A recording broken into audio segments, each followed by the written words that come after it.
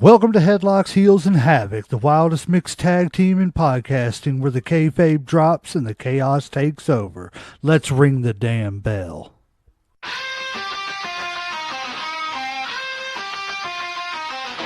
Headlocks tight, heels on the prowl, dropping elbows, you're in brow, feel the foul. No script here, just real, no bluff. Kayfabe crack, now the dirt gets rough. Headlocks, heels, havoc in the zone, stepping in the ring, chaos at your home. No filters, no mask, just raw pants on. Wrestling unscripted, we on the throne. Title bells, mic checks, crowd going crazy. Drop truth bombs, leaving lines feeling hazy. Beyond the kayfabe, past the charade, where legends are born and stories get made. Headlocks popping, who's hitting the mat? Welcome to the Havoc where the real talk's at. Tune in, step through, leave the fake at the door. Headlocks, heels, havoc, now hear the roar. Welcome to the show, ladies and gentlemen, boys and girls, children of all ages. I am one half of the greatest tag team in podcasting, the legend J-Mac. With me, as always, is everybody's favorite uncle, Uncle Slam. What's up, family? And this week on our recap episode, we have brought in one of our dear friends from MAYHAM Media, Mr. JD. He is the founder, president, and all that other good stuff. Hey, yo. How's everybody doing? Pretty good. How about y'all? I'm alive. I need to get some custom music for MAYHAM Media with both you and the Sloans having your own custom music. I guess I'm gonna have to see if I can find someone to make me some custom music. Yeah, step it up a little bit. Hey, the music that we use, we own the commercial rights to. Oh, okay. Let's not sneeze at that. But yeah, unfortunately, it's made by my Marcus. If you guys don't mind, I can give my friend Marcus Fredrickson a shout out. Check out his music, reverbnation.com/Marcus Fredrickson. I'm sure he would make me custom music, but unfortunately, he passed a couple years ago. So that's why after he passed, I mean, he let me use his music before, but afterwards, his family let me continue to use it and let me have the commercial rights for it. So kind of like as a true, keep his name out there. Yeah, and he also had arthrogryposis, which is the same disease that I have. He just had it a little bit differently. He had it only in his hands and in his feet, whereas I have it in my arms and in my legs. Well, God bless his family, and hey, go check everything out he just said and everything. Support his music and everything. Help him out. You know, you never know who you're still helping. He's got great music. Yeah, that's why we still use it. But with you guys' custom music, man, we're gonna have to get some custom music. I guess we're gonna have to look for it. Brother, I'm gonna just be honest with you, man. If it wasn't for AI, we wouldn't have that song. AI did all that for us. No kidding. Yes, sir. Well, that's very bold of you to admit on there, and I will be just as bold and say that I probably am not going to do that. Well, I mean, it ain't for everybody, but I'm not a music writer, and I didn't have the money to pay nobody. So hey, man. we went the what we call it, Uncle Slam, balling on a budget route. Hey, exactly. We over here. I consider myself blessed. I consider myself blessed to be able to use Marcus's music. So that's something that he found me. Like I did 6 episodes, and we found each other on Facebook and was like, "Hey, I make music," and I'm like, "Hey, I need some." Well, I would offer to use some of my grandpa's music, but I don't think my grandpa's music gonna fly with Uncle Slam over there. I mean, I'm sure he respects the fact that he played music, but it just ain't his style of music. Yeah, not my cup of tea. I can understand that. Pretty sure you know that by now, right? I can understand that. Well, guys, we are going to jump into it this week, man. We got a few stories. Wasn't really nothing big really happening in the wrestling world, too big or anything. Just still building up towards WrestleMania. A lot of all that, you know. Yeah, road to WrestleMania. They're just kind of hyping everybody up, pretty much making the matches, trying to set them.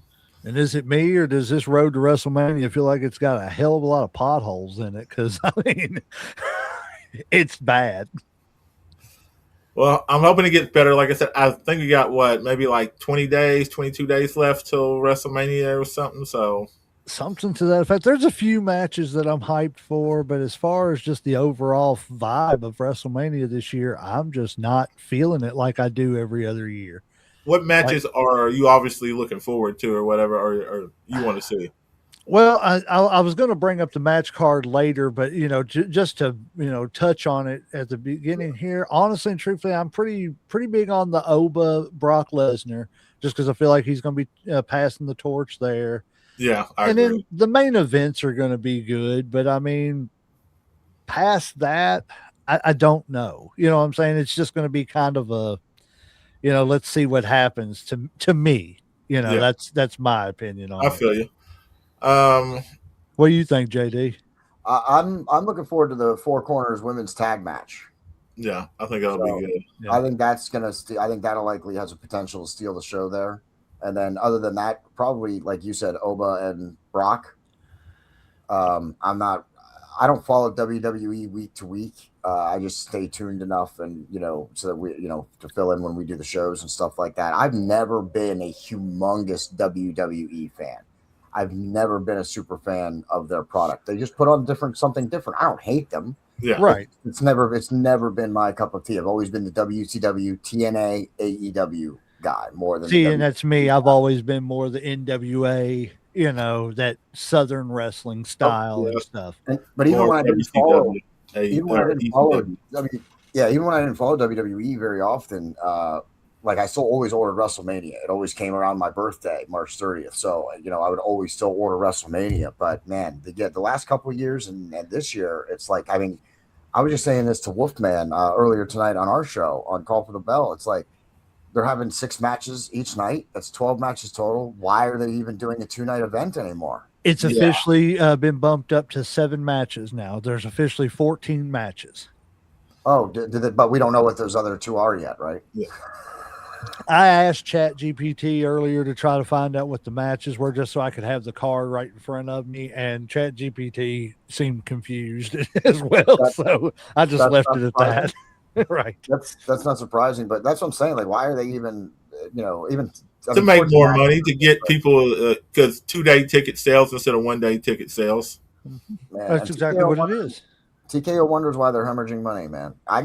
I'm working on a report. I'm gonna be doing it in a couple weeks. It's gonna reveal some of the stuff behind the scenes of WWE and what's actually going on with TKO Sports and stuff, man. It's not looking good for WWE. Oh, I don't doubt it. And it's not, I don't think WWE is ever going to close, but I think they are eventually going to have to sell off everything that's not WWE so Oh that no, that way they can just work within WWE. I Like was I'm talking about, I think they're going to sell off NXT. That's my, why they're my building it as a brand. That'll be the first. That'll be the first thing they do right after they sell TNA and AAA because that'll Oh be the yeah. first to go. But then, yes, they'll sell NXT, but then eventually they'll sell Raw, and then they'll sell SmackDown. I don't think So they they will will. sell them I as think separate entities. I don't think. Well, yeah, I think they'll split it up like that. But I think that as far as like the brand of WWE, it's not going anywhere. I think when Raw gets sold to some company and SmackDown gets sold to another company, I think that would pretty much officially spell the end of the WWE name. That when the sale of those two, this is just my personal opinion. I think that they would merge them back together before they're going to just jump and sell it all like that. TKO bought WWE because they're hemorrhaging money. UFC is not making any money. Their other ventures not making any money. They bought Right. WWE, and at the time they were making money. At the time they were purchased, WWE was making money, so they needed something green on their balance sheet. TKO Sports, but now WWE is not making any money. And when Right. when you buy a company to help on the balance sheet, and then that company stops performing, the first thing you're going to do once it reaches a certain point, there's going to be a reaching point, a tipping point. Once they reach that tipping point, the whole thing is going to be to make money. They will break it all into individual pieces and sell it to the highest bidder. And I think that's how it's gonna exactly happen. what's going to happen is Vince is going to step back in with the Saudis and he's going to say, I don't want NXT. I don't want all that other stuff. I want SmackDown and Raw, and that's all I want. Give me that. Give me the assets to those two. You know, chop everything else up. But And ain't that that, what they've already done already? If you think about it, because if think about it, we used to get everything on Yeah. the WWE network, yeah, or everything would be on they're either piecing it out. USA or Yeah. or USA. now it's all broken up. TNA's on one place, SmackDown's on another. This is here, NXT's here, AAA's over here and shit. They've already broken everything up and taxing the shit out of us. It's just a matter of selling it now. And because like I said, I mean, like say if we were in Canada, everything is one and shit. They only do it here in America if because they know they can get the money from us and shit. Mm-hmm. Over there, people will buy, but it's still not the same. I feel like it's almost homegrown here, kind of like, say basketball or baseball. It kind of started here. Like, I don't know if that's true or not. I'm just kind of speculating. No. But there's definitely more fan support, I think, here than maybe overseas. So they only for WWE. Yeah. So they realize, I think they've already just been like, hey, look, we're going to break this up. We're going to, make these basically different companies or whatever, or supposedly, and then we'll market them as something else. But if shit happens like y'all say, I think personally, like first thing's going to go is AAA, then TNA, and then NXT or whatever. And I think J-Mac has the point there. If Vince steps back in with the Saudis, he could save Raw and SmackDown and still. You don't think he would keep NXT? Because I honestly think NXT's a little bit better than WWE right now. I mean, SmackDown and Raw. They afford it. Vince don't want NXT because all NXT and it just goes to show proof with the whole NXT 2.0 crap and everything that Vince done. Vince only looked at NXT as developmental. Yeah, but what's wrong with the developmental, though? I mean, there's nothing wrong with it. But Vince McMahon can develop another developmental and call it EC3 or two-time this or but why start from scratch when you already have something already built, though? Because that's you can, kind of and it's less money to have he's to not, pay. Yeah, he's not going to want to bid. Listen, when WWE's broken up, and to J-Mac's point here, when AAA, TNA, they're like obviously going to be sold as the brands, but NXT is almost a separate brand. The WWE has 3 brands. They have Raw, SmackDown, and NXT. Mm-hmm. I have no doubt. I think Vince will not want to pay what someone else will want to pay for NXT. And not only that, but wouldn't it be a package deal? Like if he's buying WWE, I mean, like doesn't that include everything and stuff? No, not if you're TKO. If you're TKO and you own all that now, they can break it up because you can. Well, they could break it up, but I mean, you think Vince would actually pay separate for it, or you think you just and that's what I was going to say is NXT right now compared to what it was 3 or 4 years ago, because just to your point, Uncle Slam, is NXT has gotten that good that NXT right now, I would say personally easily could sell for $1 billion. Not to mention that someone out there by itself, someone's going to want NXT. Yeah. Just for the name recognition. You telling me Tony Khan wouldn't throw up $1 billion to grab NXT and bring all the NXT? But is it going to be the same product if Tony Khan buys it? Doesn't matter. That's not the argument here. Yeah. The argument is the buying power of it. Yeah. Well, obviously, Vince doesn't want to have to sit there and buy $1 billion developmental when he can take for 500,000. Yeah, I can take. He can just restart his own.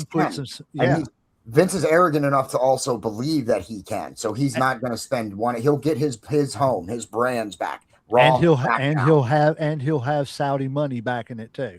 Yep. I mean, that's just my opinion. That's what I think. I agree with you, J-Mac, but my argument to that is if he involves Saudi money, I think that's potential to kill the product here in the States. Oh, I do too. It'll most assuredly put most of the product of WWE in Saudi Arabia once whatever happens over in the Middle East that's going on right now. Yeah, is done and over with. Yeah, but the thing we don't know how long that's going to be. I mean, that could be a couple years, 5 to 10 years, and we obviously know right now there's not going to be any. Well, unless something changed, all those pay-per-views that are supposed to be in the Middle East are pretty much canceled.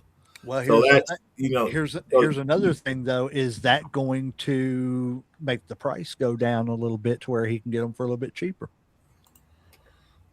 Could be. I mean, this is going to have a huge domino effect all the way around. You know what I'm saying? I don't know. It's going to be an interesting, it's going to be interesting to watch what happens with TKO. So yeah, JD, whenever you get your whatever you're getting together, let us know, man. We'll have to do an episode about it and everything.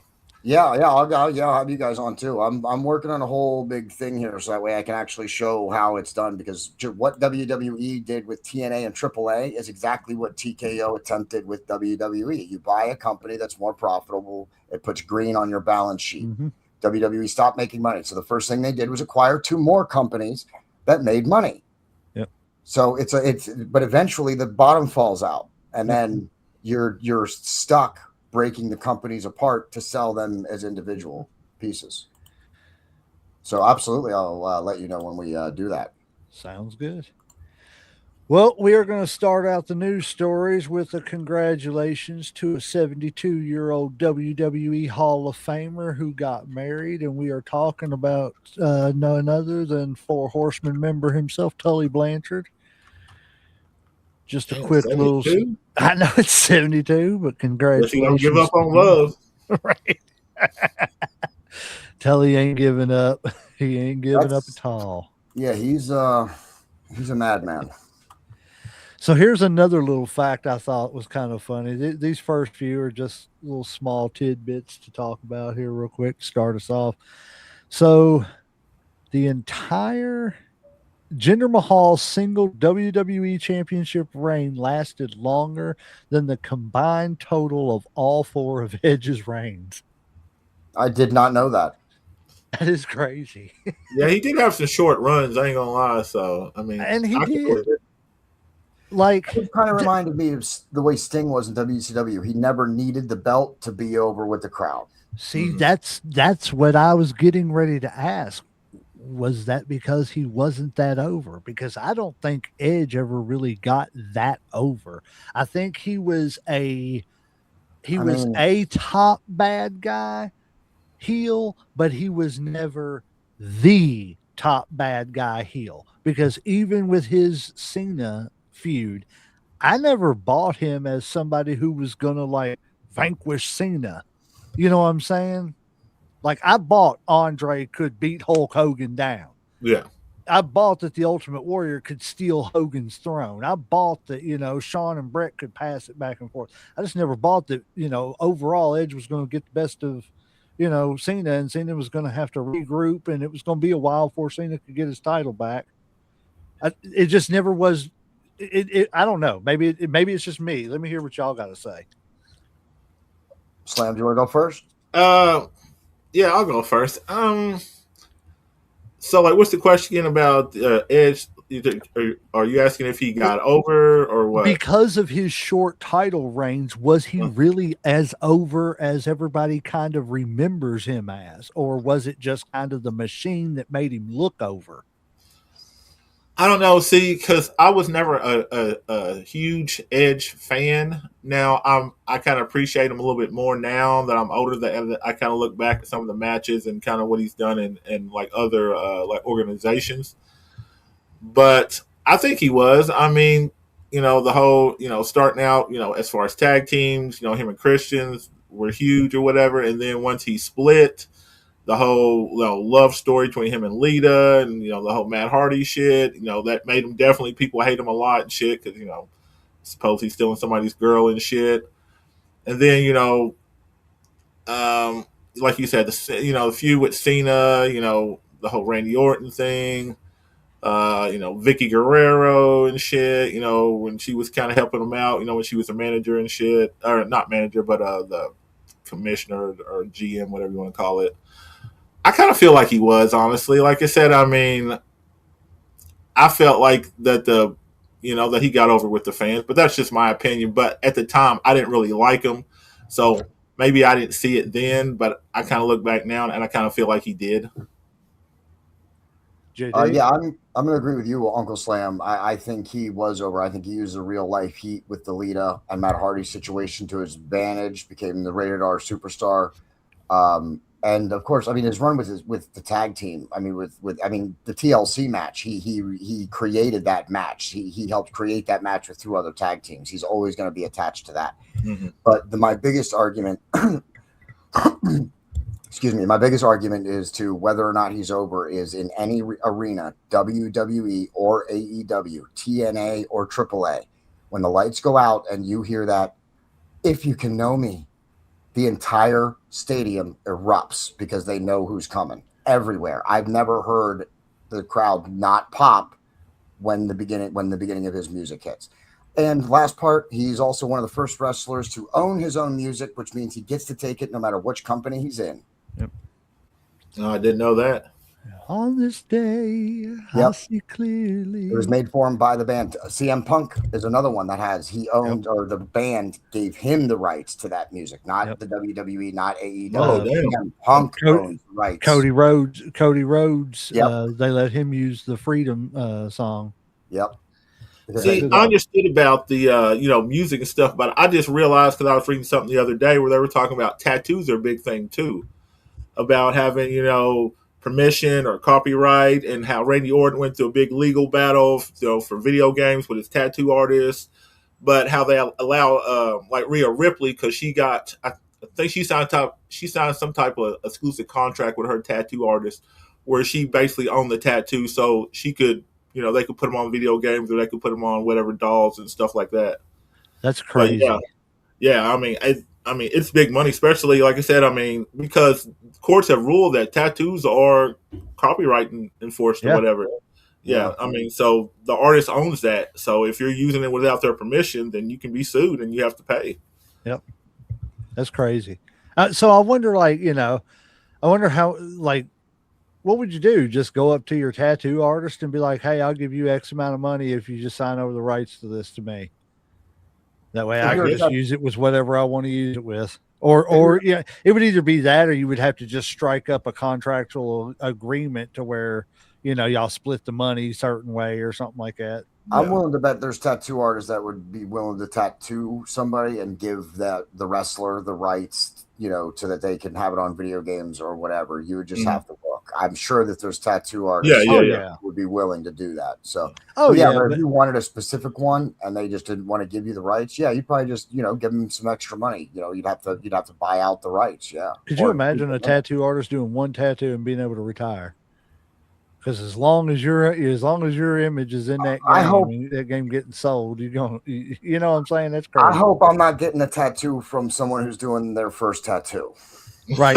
Well, no. I'm not talking about the first tattoo. I'm just saying you do one tattoo. I'm not saying you've never done any other ones. I'm just saying that at some point in time you just do a tattoo. One tattoo that just you're retired. Boom, like a mic drop. Crazy. Like, this tattoo, mic drop. I'm done. Well, it's like that one guy, he's an influencer on TikTok and stuff like that. He doesn't say anything, but he just sits there. He'll show stupid situations, and then he'll do it, the easier way, and he'll just go. Yeah. Like that. I know you're talking about. He just sold his image to AI to be used to a company with AI and everything for like $900 million. I know who you're talking about. Like, I can't think of his name, but I know the guy you're talking about. I'm like, good property, Lord. Yeah, intellectual property. So that's crazy. His image is intellectual property for $900 million. I need to find somebody that wants my image for something. I don't know what it's for. I'll sell a tractor or something. I don't give a shit. We're kind of talking with something like that right now with the Four Horsemen podcasting, working out all the details and stuff like that. Right. But the difference is we all want to profit together. No one's looking to be greedy. Yeah. Right. We do it together as a team. That's it. So if I can get it up there right. I cannot, but J-Mac can and Uncle Slam can. Right. All righty. Next one. I don't know. I feel like this one is kind of to drive the WrestleMania plot a little bit, but 5-time Intercontinental Champion ready to come out of retirement. You thought the return of Cody Rhodes was big. Well, when I found out who it was, I don't really care. And the Cody Rhodes return was bigger than yours, but it's Wade Barrett. Wow. Yeah, I don't care. Wow. Right.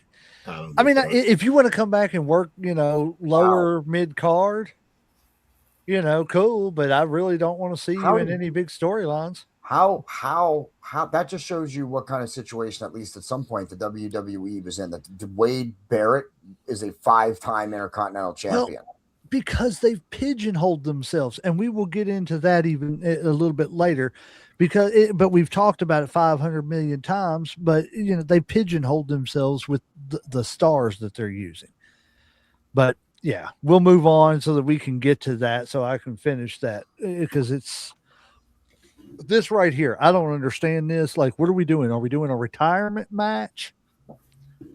You know what I'm saying? Like the Seth Rollins and Gunther thing. Like, what is that? Is Gunther saying I'm going to retire you? And if he is, then that's just stupid.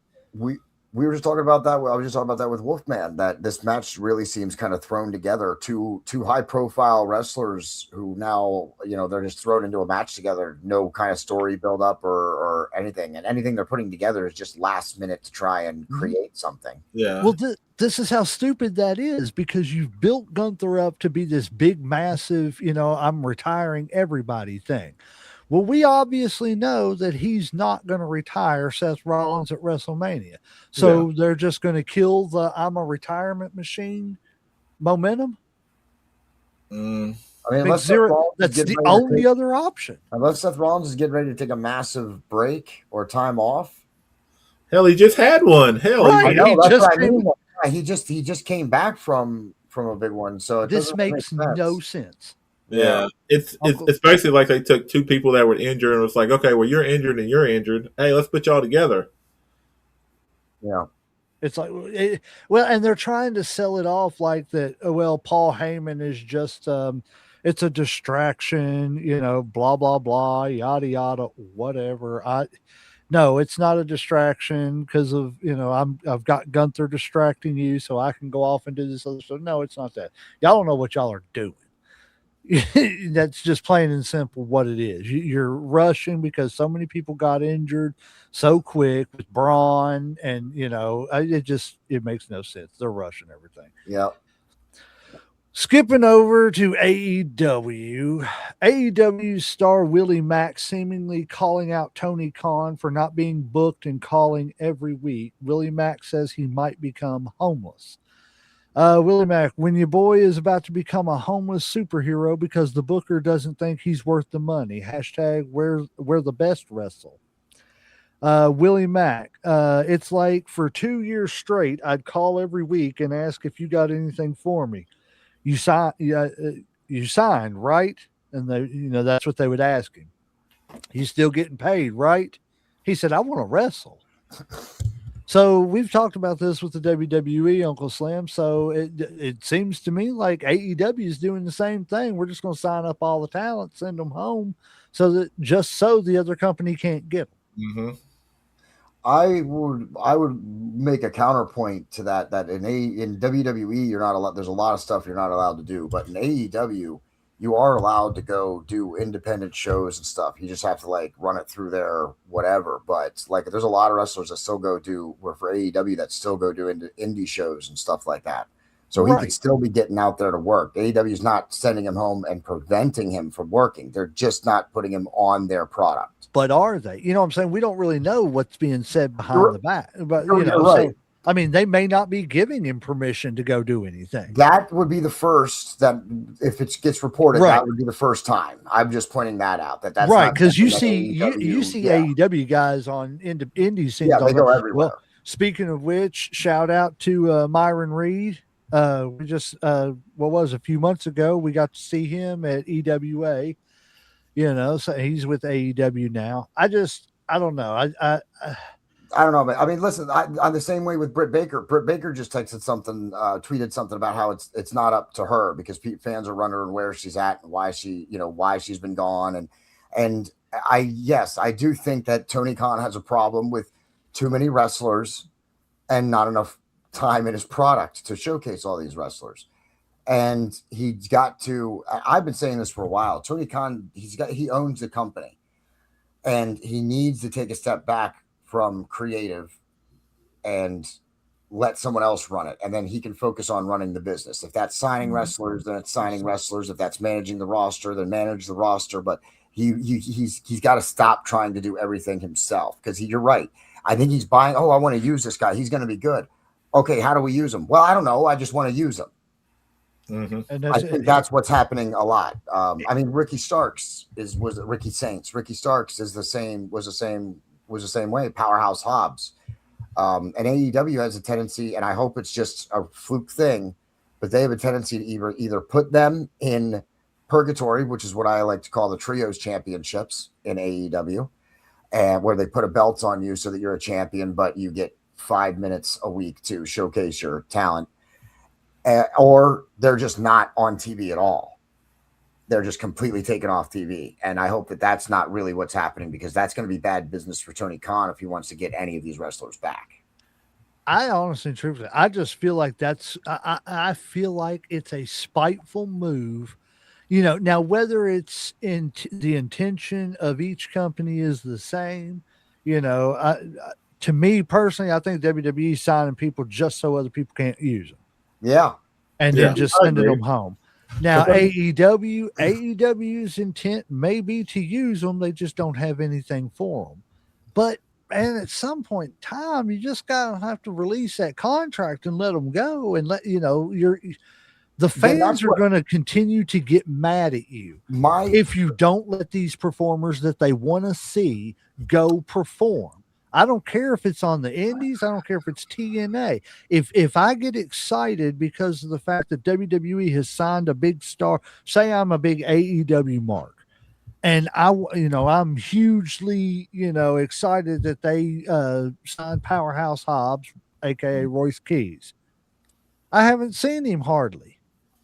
You know what I'm saying? But you send him home. I'm just going to get pissed off at the WWE because you're not showcasing, the people I want to see. So you're going to force me to go over somewhere else.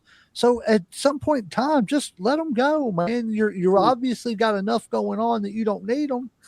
Now, my counter argument to that is, if that's really true, now listen, we don't know if AEW is preventing him from working other shows. Okay, that would be the first time AEW's ever done that, but we could suppose that it's true. Okay, but if that's the case, why is he tweeting? I get that he wants to be on TV, but my response to you, JMac, is if he really wanted out of his AEW contract, if he doesn't want that paycheck they're still sending him, I'm sure there's an out clause. I'm sure that he has an out somewhere in that contract where he could get out of it if he wanted to. See, I would have to see the contract itself. Well, why isn't he tweeting, I want out of my contract, you're not using me? Because he still wants to get paid. What are you talking about? Well, exactly right, Uncle Slam. Anybody still wants to get paid, but maybe his true intention is that he just wants to be in the ring. Oh, I'm sure he wants to be in the ring, but when you're paid by a company, if they don't, and I get wrestlers hate this, and WCW has done it, where they picked up like Bret Hart. How long did they have Bret Hart, Uncle Slam, before they actually started putting him on TV? They paid him for like 4 months before they even actually put him on TV. So, like, I get the frustration from a wrestler point of view, but if you're really that frustrated, if you really want to do shows and the company is not letting you, then ask for your release. And that's why I don't think AEW, I don't believe AEW is preventing him from working. But that's another thing that we don't know. Has he asked for his release and they said no? So this is his next route, is to go and start grieving, Well, I'm not arguing whether it's right, wrong, or different. No, I'm just saying I do this on my show. We don't know all the details. Yeah, I do this on my show. I like to provide the other side of the argument. Right. But just from the outside looking in, it looks like these companies are just buying people up so that other people can't use them, and that's just kind of to the fans. To the fans, it's shitty. Don't do the fans like that. Well, I understand why the wrestler is upset, because it's kind of like being any professional athlete. You might still be getting paid, but are you going to make more money if you're on TV or like if you're sitting on the shelf? It's like, the more you're out there, the more people see you, when it's time to, like negotiate for contracts, you can get more money if you're a bigger star and if you're on TV compared to if you're just the guy they're paying who's kind of hanging around. So I definitely understand why there's frustration. But like you said, there are options, and there are other organizations, like if you're not happy with AEW, go to TNA. If you're not happy with that, go to Evolve or WWE or something like that and shit. I think there's ways around it. unless there's a legal document kind of holding them from that shit. But I definitely understand why they would be upset, because it's like any professional athlete. The more playtime you get, when it's time to negotiate that contract, it's going to be a better payday. Yeah, it's kind of like getting your stats up. Yep.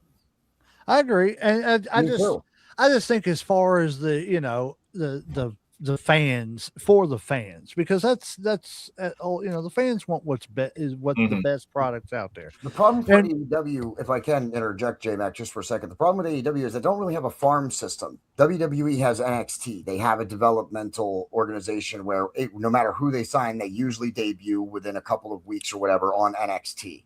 But AEW doesn't have a farm system. In fact, Tony Khan has Ring of Honor and AEW, two arguably competitive organizations, and one of them is not a farm system for the other, or at least he has not established that or set that up that way. He's still treating them as independent, and in fact sometimes he's using either dates from one contract or another on both shows, or he's signing people to a deal under both contracts so they can go back and forth. So that's, I think, is a problem for AEW, is that there's no developmental system. Plus they also canceled their YouTube shows, Elevation and Dark. That was what was their farm system, was two shows that were only on YouTube where they used to showcase talent. That's where Willow Nightingale came from. She started on Dark and Elevation. And just for everybody else who's talking about people who lose a lot in AEW, Willow Nightingale lost her first 35 matches and now she's a dual champion. So maybe just, do what you're supposed to do, develop your character, and, you'll get your reward then. You know what I mean? But that's a separate topic. But, they don't have Dark and Elevation. They have no farm system. They don't even have the Dark and Elevation shows where they can use to showcase up and coming talent. I don't know. I think the problem is they also try to pull too much talent from Japan, and there's just not enough Japanese exposure here in the United States, because there's a lot of great talent that wrestle, like Okada. There's a lot of great Okada and Shinsuke Nakamura, Shinsuke Nakamura, and that's on WWE side. But the other two guys on AEW, I don't think when they first got there, they were hardly getting any pops on the crowd from the American crowd. AEW turned them into American stars, which I thought was crazy, because that is usually not easy for Japanese. And that's what I was saying is they don't, there's not a lot of exposure for Japanese wrestling here. There's more now than there was, especially 20, 30 years ago, of course. But it's like, if you're going to use the Japanese system as a sort of farm system, then you're going to have to help them promote over here somehow, some way. Whether it be let them use your platform to, do the Japan Super Show, at the Tokyo Dome once a year or something like that. AEW's been doing a lot of crossover work with New Japan and a lot of cross shows. Plus, they have the whole Forbidden Door. Okay, yeah. See, and I don't know. I think just like you touched on earlier, the biggest problem for AEW is AEW doesn't have. They don't. Tony Khan doesn't know what he's doing enough to be doing it. He needs to get somebody else in there and let them do it. Yeah, I feel like it's like the Jerry Jones syndrome. He's got way too many hats, and there's a reason why all these are separate jobs.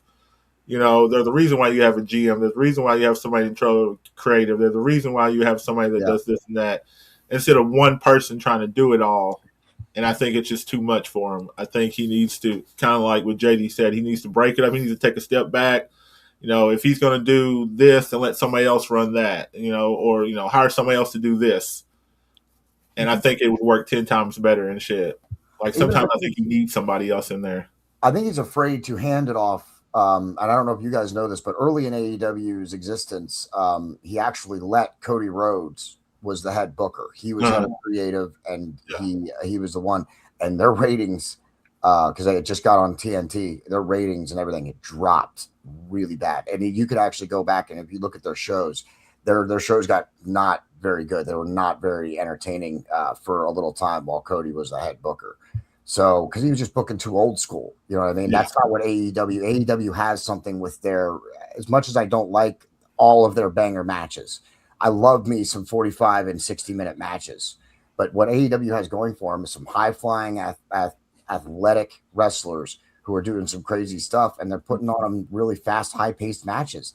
If you get away from that, then you're going to lose what AEW has at special. I think Tony Khan's afraid to hand it over because he's afraid he's going to lose like that spark that he has. But he still has to do it. Just because he's afraid to do it doesn't mean he doesn't have to do it.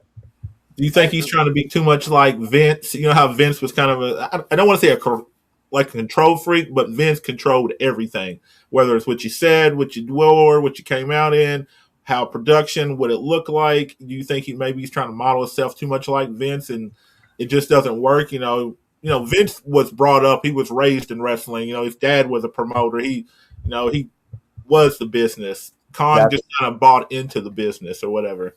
I fully agree with that. I think Tony Khan thinks that he can be Vince McMahon, but Vince McMahon, like you just said, had how many years in the business? Yeah, his father was in it. He grew up in it. Like that was what they did. They were promoters. They were bookers. Even when he first bought it, he wasn't even the president. He left the existing president there for like 2 or 3 years before he actually took over as president of WWE after he bought it from his dad. Like he learned all of the jobs before he was to run all of them. And I think that the difference is Vince McMahon was a grinder and a worker in a business that wasn't $1 million business, and he turned it into $1 million business because of his capabilities. Tony Khan is a rich kid who bought a wrestling company with the money his daddy has, and he's a super fan, and that is working to his advantage a little bit, but he's not Vince McMahon. He needs to, I agree with you, Uncle Sam. He's not Vince McMahon. He's got to realize that and let some other people step in and he can overlook everything. There's no reason he still can't. Yeah. Have last call or final say or whatever, but you need to let somebody else do some of the other stuff. Yeah. And that's how he's going to learn. He's got to bring these people in and let them do the job and learn from them. And then he can run the company how he wants. And that kind of harkens back to what Aaron was talking about on the last episode, is about make yourself valuable, make yourself needed in all different areas. And that's what Vince did. Vince was smart enough for all his faults. And we know those are extensive. Yeah. But for all his thoughts, there is the wrestling side of him was a great man as far as, knowing the business. Oh yeah. Stuff. But he was smart enough to know the one thing that all great men know. And that's, I don't know everything. At the beginning, J-Mac. Right. Well, of course, that's what I'm saying. Yeah. That's what made him great and great in the business, was that he was able to look at himself at the beginning and admit that I don't know everything. Yeah. So let me figure it out so that I can know everything, and then nobody can tell me nothing. Exactly. That's exactly right. I think that's what Tony Khan lacks. He didn't grow up in it, and he's never going to have the experience Vince has. That's why he has to hire it and learn from it before he just takes over and can just run the whole thing. I think the problem that held and still kind of holds AEW back is that. And because of that, it's the perception that he's rich boy playing promoter. I mean, at 6 years, I don't know how much more playing he can do to prove that he's definitely got something. I think at this point, you can't deny that. You can call Tony Khan lucky. You can call it whatever. But the fact is, it doesn't go for 6 years if it doesn't have some popularity, if it's not making money. People want to see the product, and it is an alternative, and it is popular. Yeah, so I would say he's definitely past he's past the flash in the pan, but but see now, J-Mac, to the point, now that the company's 6 years old, you're past all that new kid stuff. The new car smell has worn off. Now what is real about AEW? That's where he's at, and that's why he's got to take a step back, because he doesn't know how to make what he has that he's built. He built this. And now, the problem with that is for the next 20 years. And the problem with that is one way is he is going to have to go back and look at what original TNA did wrong. They're in Because danger of making a few of those mistakes themselves right yes, now. and because they're right at that point. Because at this point, Exactly. at this point, TNA was starting to be talked about as could be a real contender, could be this, and then boop, the wheels fell off real quick.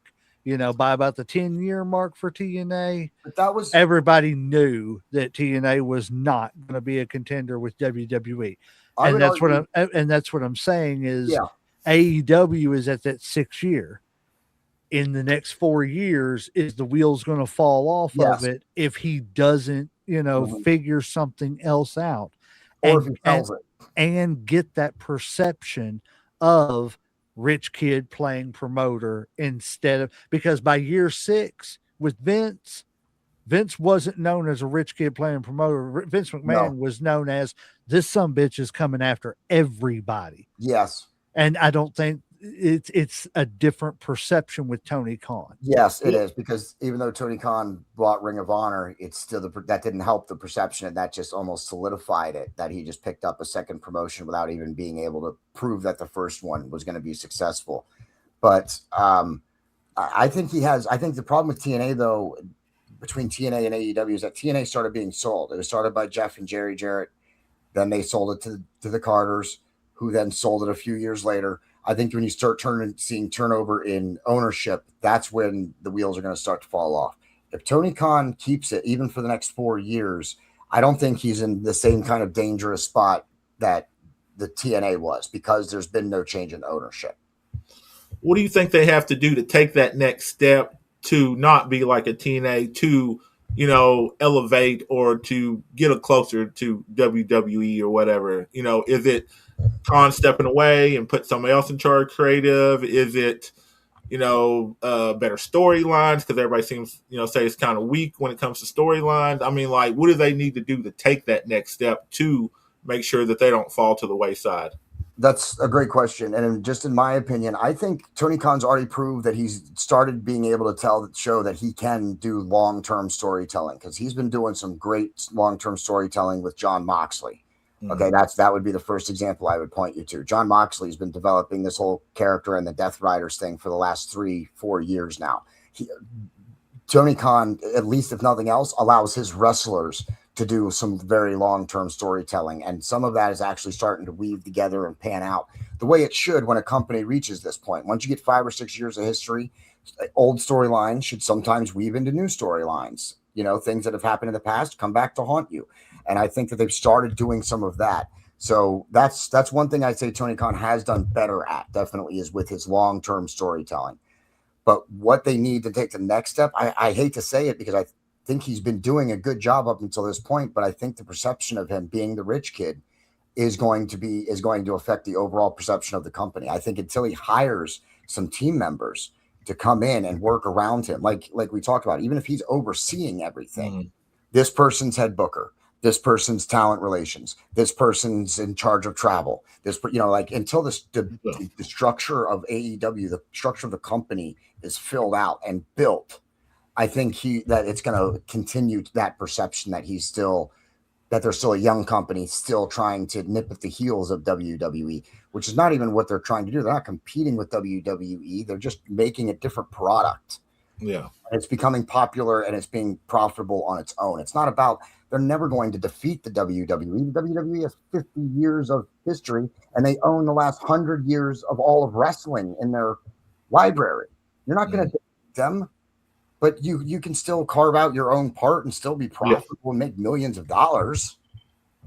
I think one other thing holds them back, and that is, personally, I think they need a better TV deal. I love that. No, I think Max is perfect. I think Max is exactly where they need to be. I don't, because I don't think there's enough people that actually have Max. You're right. They're 4th on the list for streaming services. Max is 4th on the list for streaming services, which is also why when Netflix wanted to buy Max, I was so against it. Here's the thing now, J Mac, and I don't know if you know this. Paramount is buying Max. So Paramount. I thought Netflix had already inked the deal. No. No. That fell through. Yeah. Yeah. Oh, Yeah. did it? No, Okay. that was okay. never going to pass. That was never going to pass Congress. Yeah.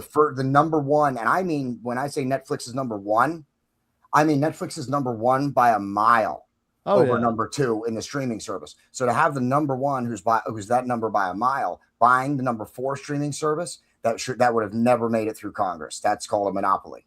So because that would have given them over 65% of the overall streaming service in America. That is ridiculous. Damn. So that was never going to pass. Their bid was never real.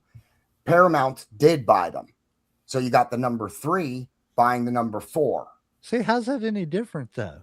Because of the market share that they have. Yeah, I know, but it just Netflix has over 50% of the market share by Paramount, itself, yeah. Yeah, and Paramount and Max together are still only going to be number two on the list. So that's how you get away with it, because it's not even the same thing as Netflix. Netflix already owns more than half the market. Anybody merging with them would just create more of a monopoly than they might already have. But another one, two of the number fives merging gives That you another sucks though, man, powerhouse. because I was looking forward to getting a whole lot of good DC shit. But ain't that the way like companies are kind of going though? It's all the streaming services are pretty bundling together, whether it's Disney and ABC or whatever. Bundling is so different than merging. Bundling is different than merging. Offering your services as part of another company's services that's not the same thing as long as you're not owned by the same one. Yeah. Now, Paramount and HBO are going to be staying separate. Their libraries will be staying separate for years. It'll be years before Paramount and Max actually combine their libraries. But they'll likely, again, do the same thing, Slam, where they're going to package where you'll get Max and Paramount Plus for some kind of bundle deal, which will increase AEW's audience, which was the whole point that I went on that huge tangent anyway, was to come back around. That merger actually will help AEW because now it will open up the audience a lot more. Are they just on HBO or are they on TBS too? Because I thought somebody said they're still live on TNT and TBS, but Turner nobody has cable like that no more. Turner doesn't have its own streaming service. That's why they linked. They're actually Discovery. Turner is all and now they're not owned by Max, but Max owns the rights to provide their services on their channels. And not only that, but man, that's going to be ridiculous. Paramount and friggin' Warner Brothers are going to be together. Like, that's going to be absolutely crazy. I don't know. I know that's all totally off subject of wrestling, but no, but it's true. I mean, when you think back into the 90s and in the 80s and stuff, it was always Paramount and Warner Brothers were the top two competitors in movies, in cartoons, in television. It was always Paramount or Warner Brothers. No. It's crazy. MGM, of course, that was, there's always three, big three. Yeah. ECW, WCW, and WWE. But yeah, I think that merger will help AEW. So that's why I don't think they need a new TV deal. And also, I think the fact that they got one with where they were at and with as far as TV deals, I just think they're wasting their time with TNT and TBS because, again, nobody hardly pays for cable anymore. Yeah, that's what I was going to say because it's hard for me to find them. Now, like I know they're on HBO, but like you said, I don't have TNT. I don't have TBS. And if I didn't, stumble upon them one day, I didn't even know they were on HBO, to be honest. So it's like I feel like they're almost not, they don't promote enough almost to me. I don't know, like they need to be more out, like where you can see them. I think hitting on our point that we've kind of hit on this at this point, I think what Tony Khan needs to do is, hire somebody to run his marketing. Yeah. Sit down, shut up. I think him trying to do everything is what's really costing AEW more than everything. He should at least walk across the hallway and ask the Jaguars marketing guy some questions. I mean, no, their team's not doing that great. I wouldn't go there. I don't know if they're not doing great, but the people in Jacksonville love them. So and they're starting to turn it around too. Slam, you watch. I'm serious. You within the next 4 years, Slam, they're going to be making playoffs. They're going to be making division championship runs, at least in their individual division, dude. They're putting together an organization there, man. As long as Trevor Lawrence can develop like he should, I mean, they'll be all right. Now, I know they made some moves in free agency, so they picked up a couple of people, but I don't know. Like I feel like it's definitely a work in progress. Like it's going to take a while. Oh yeah, it's still going to take a little bit, but you watch if they keep doing the right things. within 4 or 5 years, they're going to be making division title runs and playoff runs. Yeah, but they'll never bounce back like the Patriots did. Oh, But anyways, damn. No, moving not on. everybody's a cheater, J-Mac. There you go. There Hey, you go. Drake May did not cheat. Neither did Tom Brady.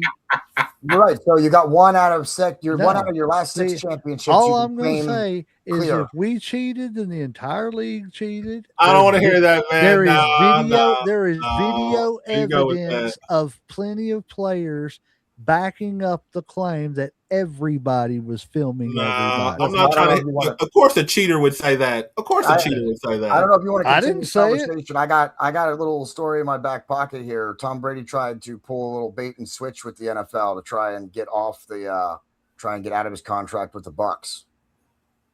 Oh, I don't doubt it. Hey, He tried to while being a quarterback with the Bucks, he bought a share of the Dolphins, then tried to retire so that he could come back as the active quarterback for the Dolphins, the team in which he owned.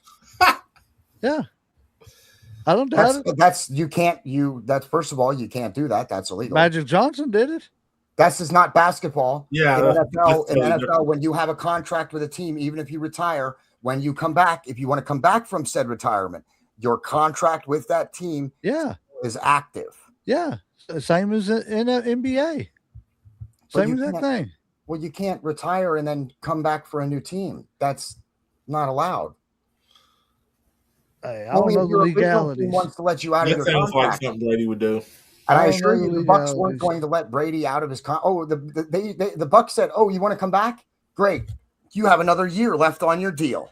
And what he say? We'll see you at the see start if you get any more Super Bowls off me, buddy. Oh, that's all I'm gonna say. What's Bucks done since Brady left? Mm-hmm. Well, I don't know, man. Watch Baker Mayfield, man. He might pull a championship out of his ass yet. Hey, I know we're getting off on a tangent here, but hey, he has impressed me going down there. Yeah, but they just traded their biggest weapon and shit away. Yeah. I hate the Bucks anyway. Even when Brady was there, I was so pissed off that he went to the Bucks. I don't know what it is about the Tampa Bay Bucks, but I've just always despised that team. I don't know if it was them ugly orange cream things that they used to wear. Uniforms. I mean, I don't know what it was, but there was just something about the Bucks that I was just like, nope, don't like them. I will never root for them. They never done anything to me. I just don't like them. It's kind of like the UK Wildcats, but that's a whole nother story. I don't really care for the Cowboys. America's team, they ain't been America's team for a while. Again, that's another show. Not do anything in 30 years and be called America's team. That's what I'm screaming. All righty, getting back on track here. So this is getting to what I was saying earlier. Eric Bischoff says WWE is starting to feel flat due to sameness across the characters and storylines. Now, before we go on to that, I'm going to read this because Cody Rhodes also said something that kind of touches on this. And he said, Cody Rhodes says he's lately been getting tired of being involved in long-running feuds in WWE. Quote, I hope that doesn't rain on anyone's parade, but I'm getting tired of wrestling the same guys. You get into these long-standing rivalries and you're just stuck in them. I mean, Seth Rollins and I have wrestled 4 times now, and even more than that, really. Those matches took a lot out of both of us, so I don't know if that's what I'm looking to do here. As much as I want him to see me, that's the hill. That's the hill in front of me. Via the Nikki and Bree show. They said, I've been saying this for quite some time. Not every feud needs to be 6 to 9 months long. WWE needs to find a perfect balance because fans are no longer interested in the long-term feuds. I don't agree with that part because I do agree. I do think the fans want long-term storytelling, but they're tired of the long-term storytelling when for 6 to 9 months, it's going to be CM Punk versus Roman Reigns. And then as soon as that's done with, we're going to put Roman with Cody, and we're going to put CM Punk with Rollins again.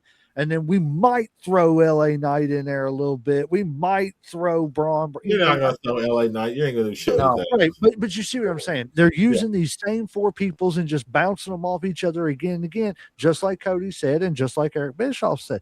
People are getting tired of it. We want to see LA Knight. We want to see people like Braun Breaker. You know, even though I wish to God he'd change his friggin' name, I still hate that damn name. And I think that goes to what AEW is offering differently. I don't want to bring everything back to AEW. I really don't. But you never know who you're going to see when you turn into a Dynamite, because Tony Khan is a fan, and that's where some of his fan, like him being a fan, actually does play out, because he's like, hey, on Dynamite, let's see this guy wrestle this guy. And that's what WWE is missing. And that's what they've always been missing. WCW always did that better. Banger matches that are good, that don't have a long-term story, just two guys in the ring fighting for 20 minutes. You know, they want to bring on a hell of a match. But to be fair, WCW did that a lot. And a lot of times there were a lot of stories that were just like, huh? No, absolutely. But that's what the fans are saying. Why can't they have a balance? Just like AEW started to find a balance between the long-term matches and the banger matches. And even when there's long-term storytelling, like even when Jon Moxley is facing Swerve Strickland, we're going to see Jon Moxley wrestle someone else on Dynamite. We're going to see Swerve Strickland wrestle someone else on Rampage. In WWE, even if you see Braun Breaker wrestle somebody else, that other person's going to interfere in the match in some way and cause them a match. There's going to be some kind of story. So I understand what they're saying. And I agree with Cody Rhodes. WWE needs to, not everything has to be 6 to 9 months. Why can't you have a couple people in a feud for 6 to 9 months, and then a couple of people just putting on some great matches for a night? Why do your mid cards need to be 6 to 9 month feuds? They're not meant for that. Your mid card championships should be your Intercontinental Championship, mid card, whatever you want to call it, on any program should be a pay-per-view to pay-per-view feud, or a pay-per-view to a pay-per-view to a pay-per-view. At the most 3 to 4 months, so that way you can have 3 matches. Rubber match, boom, who won the feud, boom, you're done with that. Now somebody else is stepping in. We're going to go from pay-per-view to pay-per-view with that. Your TV title or whatever the equivalent is. Man, let it change hands, once every couple months.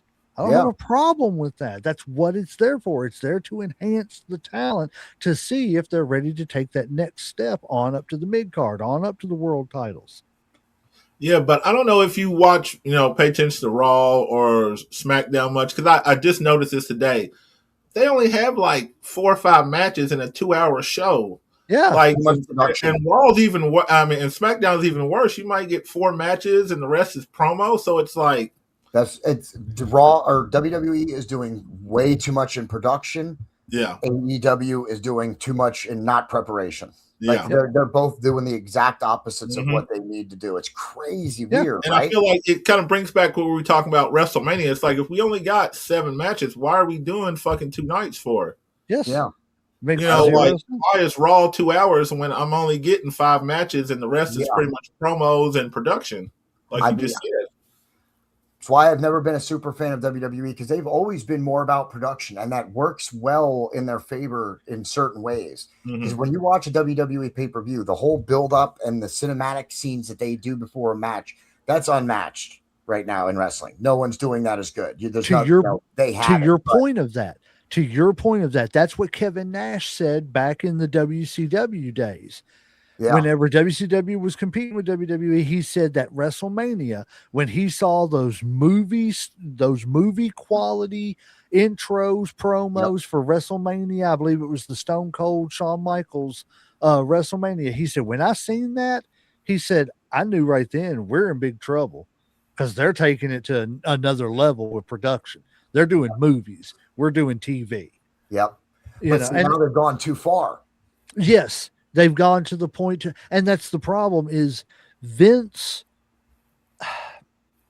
I hate the term sports entertainment. Yeah, but that's why can't we have wrestling entertainment? Yeah, you know what I'm saying. It doesn't have to be sports entertainment. The element of wrestling has got to be there, or you don't have a product, and that's what WWE is doing. yeah, they're taking their product away from it and just doing, let's do movies. Well, that Yeah. didn't work. WWE Studios collapsed a long time ago. Had a couple good movies, but Yeah, no, doesn't. Now the only time you see WWE films is when a wrestler who's under contract actually is on a wrestler, because it's part of the contract where WWE Films gets paid too. yep. But yeah, I completely agree with you. They've gone too far with production now. Like that was always something they had, but now they've pushed it too far.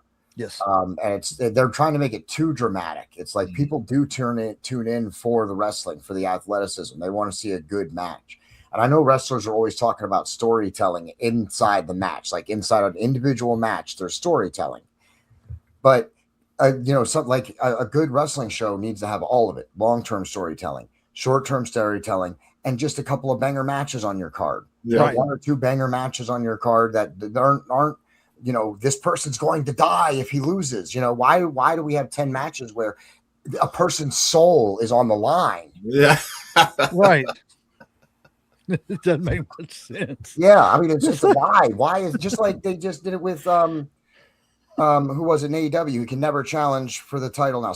Hangman Page now just lost and can never challenge for the title again. Why would you? This storyline is always so crap every time. Every organization. It's like we did that 4 years ago with Cody, and where did it get us? Yeah, it got him to another company because he couldn't challenge for the title. Right. And Hangman Page, it's like, and in 4 months when he challenges for the title again, because we all know he is, we're all just meant to forget about it. And that's the part, like, you stop giving us things that are be all end all. Yeah, right. We know it's a story. We know it's going to continue. So don't give us something where we can't ever see this again. We like the fact that we might get to see this again. That's the whole point for rubber matches and stuff. All righty, let's see here. Okay, yeah, this is one I wanted to get y'all's opinion on. So Randy Orton confirms meeting mystery ally ahead of SmackDown in St. Louis. I'm interested to know, who do y'all think the mystery ally is? I have a prediction that it wouldn't surprise me if it was the person. I don't think it's gonna be, but Who you think it is? I'm going to have to go with Wolfman's pick. We talked about it in our Call for the Bell episode earlier. I got to go with Wolfman's pick. I got to go with the third member of Legacy, Ted DiBiase. I said the same thing. Ooh, I never thought about that. With him being out of the legal trouble now and he's opened up again. I would not have even been able to make a guess if Wolfman and I had to talk about that earlier, because I'd have been like, I have no idea who it could possibly be. It wasn't until he said, I think it's the third member of Legacy. I was like, yep, I think that would work. Calamity Jane posted something, I believe it was yesterday morning or this morning, I can't remember. Shout out Calamity. And that's been my first thought was maybe Vince. Nah, but then, I already knew that. No. But then whenever everybody was the only thing, if you notice right here, the only thing that makes me doubt it's going to be Ted DiBiase is if you see that right there. That's that's Bob Orton, his daddy, right there. See, that's what I was thinking. I thought, maybe his dad, maybe somebody like that. Maybe I could see his dad. I didn't. Yeah, the picture with his dad in the picture there behind. It's in the background. But my only thing is he's so old now. And WWE's good at planting that kind of stuff, making you think. And also, if I could, I don't want to hijack your topic here. What is WWE doing with another try and guess who this is right after the debacle of Danhausen? Right. Why would you set your fan base up to be disappointed again? Because you already know, no matter who it is, whether it's Bob Orton or whether it's Ted DiBiase or it's Vince McMahon or it's Shawn Michaels or it's Kevin Nash, a lot of your fan base is going to be upset at that whoever it is. So why would you set yourself up for that again after the whole Danhausen debacle? I don't think that it would be that big of a deal, or that I think it would actually go over really good if it was DiBiase Jr. Me too. The only thing about that is I think that's too obvious.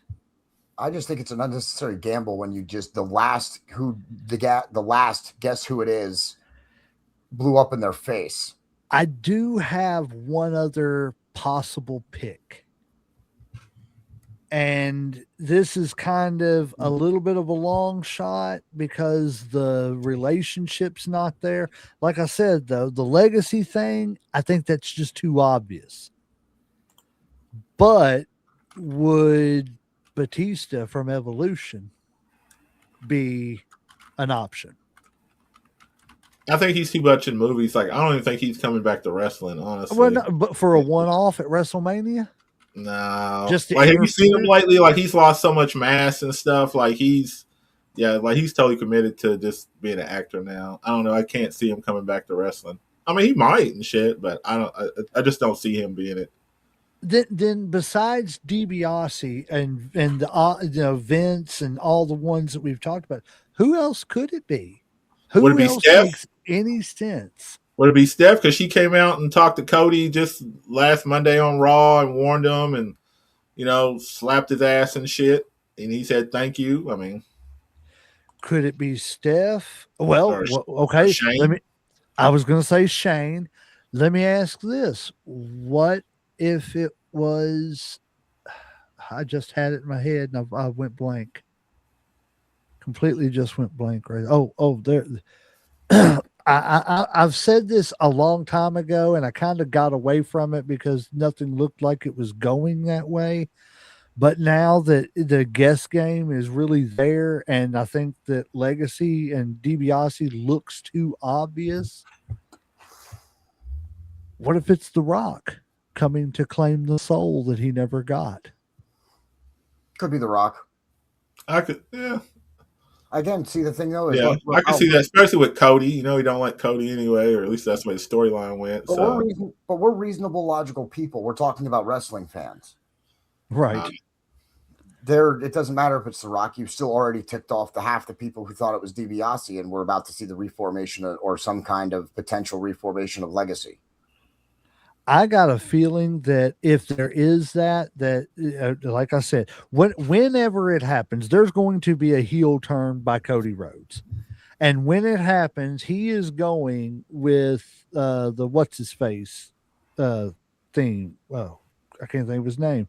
Off the boys, the Superman type character. What's the fuck's his name? Oh, damn it! Oh shit!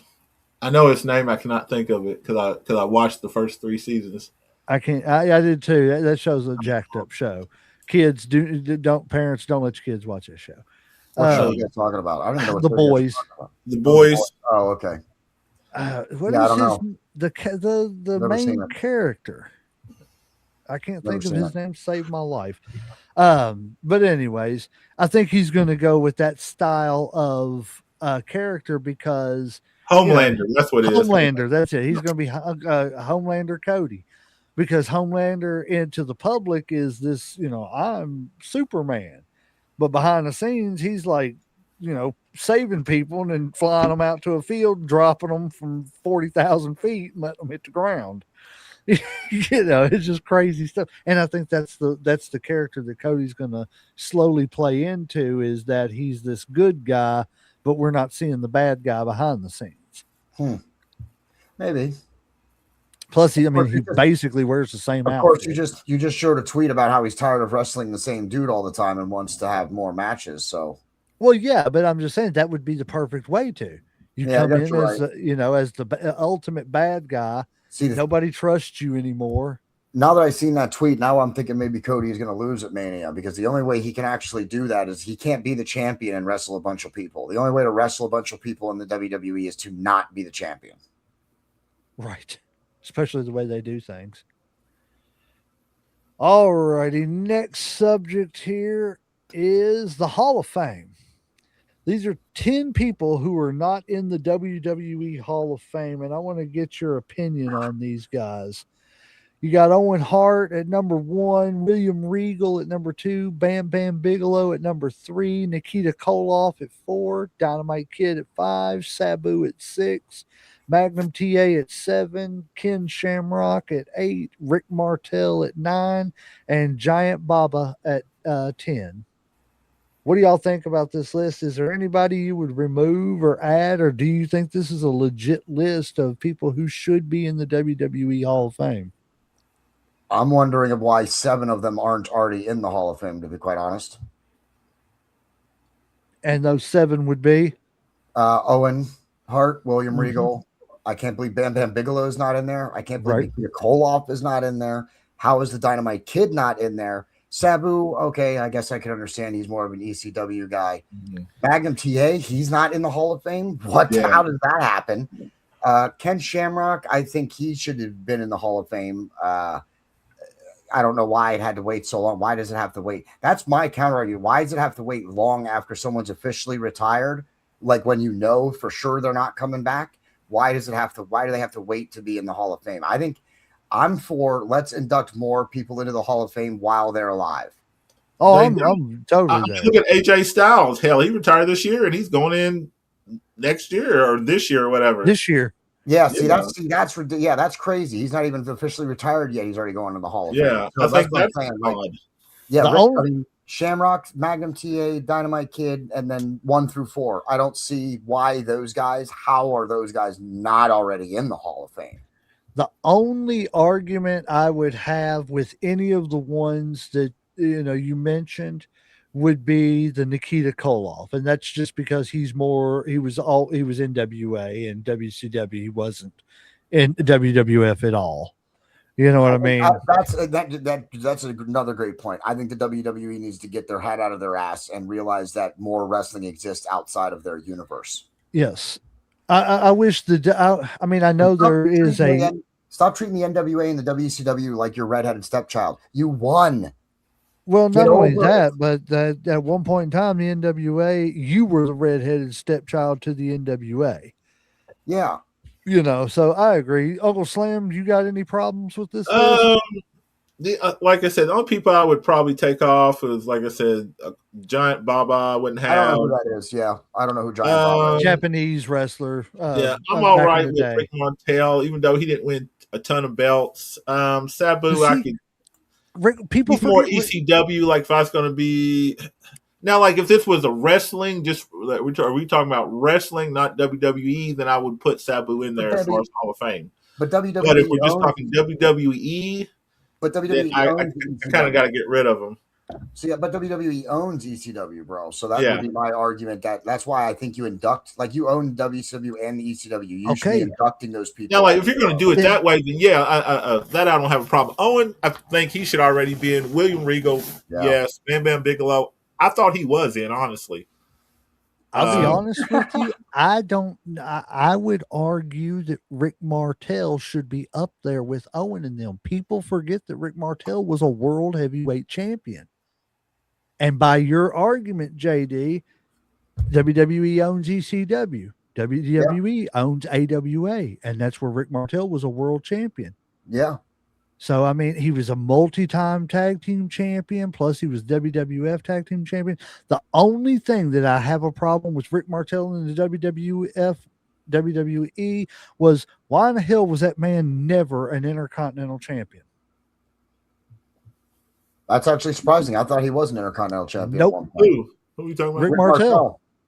He wasn't? I thought he was. Yeah, me too. Rick Martel was never a WWE Intercontinental champion. Take it to the bank. That's crazy. All right. You're probably right on that one. Yeah, I'm not familiar with Giant Baba, but everybody else looks good. And like I said, at least 7 of them guys I think should have already been in there. So I don't have a problem. In fact, that's actually a pretty good list. Trying to get my media assets to work here. They don't want to work. My ass don't want to work. Did you see what I did there? Yeah, see, I do too. I think it's a good list. I agree that most of the ones I wouldn't be so fast in put Sabu in. I wouldn't be so fast to put Ken Shamrock in or Baba. Koloff, those would be like secondary. I mean, I would put them in, but I'm not putting them in as a main guy. I think I can agree with you a little bit on Shamrock, maybe. But with Sabu, I mean, he was the heart of ECW for a minute, especially before they were on TV when they were just doing the pay-per-views and stuff. Like Sabu was huge for their fan base, so I think he deserves it just for ECW.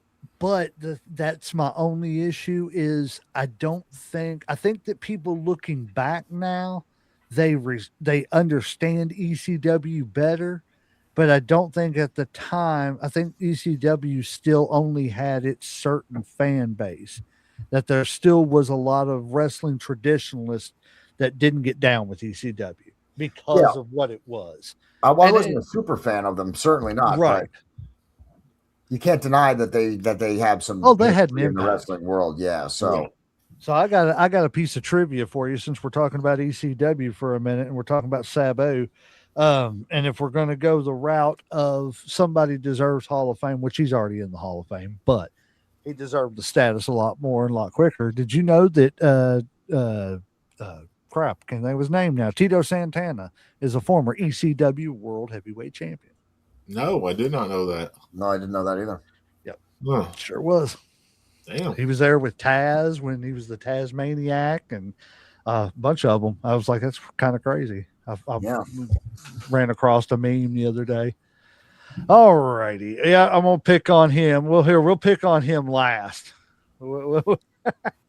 So, Paul Heyman. Let's see. This guy tweeted, he said, I love WWE. I love how WWE is using Paul Heyman right now. It feels very Bobby Heenan-esque, bouncing between multiple acts and elevating everything he touches. With all the injuries, having Heyman add to the Oba versus Brock feud with his words while they handle the physical side is perfect. Then it's boasting Logan. Then he's boasting Logan Paul and Theory as tag champions, and even made Seth Rollins look like an absolute menace with that attack last week. Heyman is everywhere right now, and somehow it all feels bigger because of him. One of the true MVPs of WrestleMania season. So I want to ask y'all this. We all know Bobby Heenan is probably one of, if not the greatest manager of all time. Because of the work that Paul Heyman is doing and has done in the past couple of years, do you all think that Paul Heyman can officially surpass or maybe tie Bobby Heenan as the greatest manager of all time? Uncle Slam? See, I hate saying stuff like that until people actually retire. It's kind of like the whole LeBron Jordan shit. I like to wait till their career is over to kind of obsess. I mean, to kind of look at everything as a whole instead of LeBron kind will of never be judging as better they're than Jordan. going. What? Thank goodness someone said I said it. LeBron will never be better than Jordan. There is Well, no obviously, argument. yeah. Thank goodness. I'd rather compare Jordan and Bird, man. They made a game about it. So it's kind of hard for me to say, you know what I'm saying? Because I mean, just my opinion. I kind of like to wait till people retire before I say, to make the whole comparison. I honestly, like, I really don't know. I think he had more of an impact on wrestling, which that says a lot because Heenan, had some of the greats, Andre, Bam Bam. Who else was it? I mean, Stud, Orndorff, yeah, Rude, Perfect, like, but Haku, but then you think about Paul Heyman. He Bockwinkel. had the Dangerous Alliance. He had fucking Brock.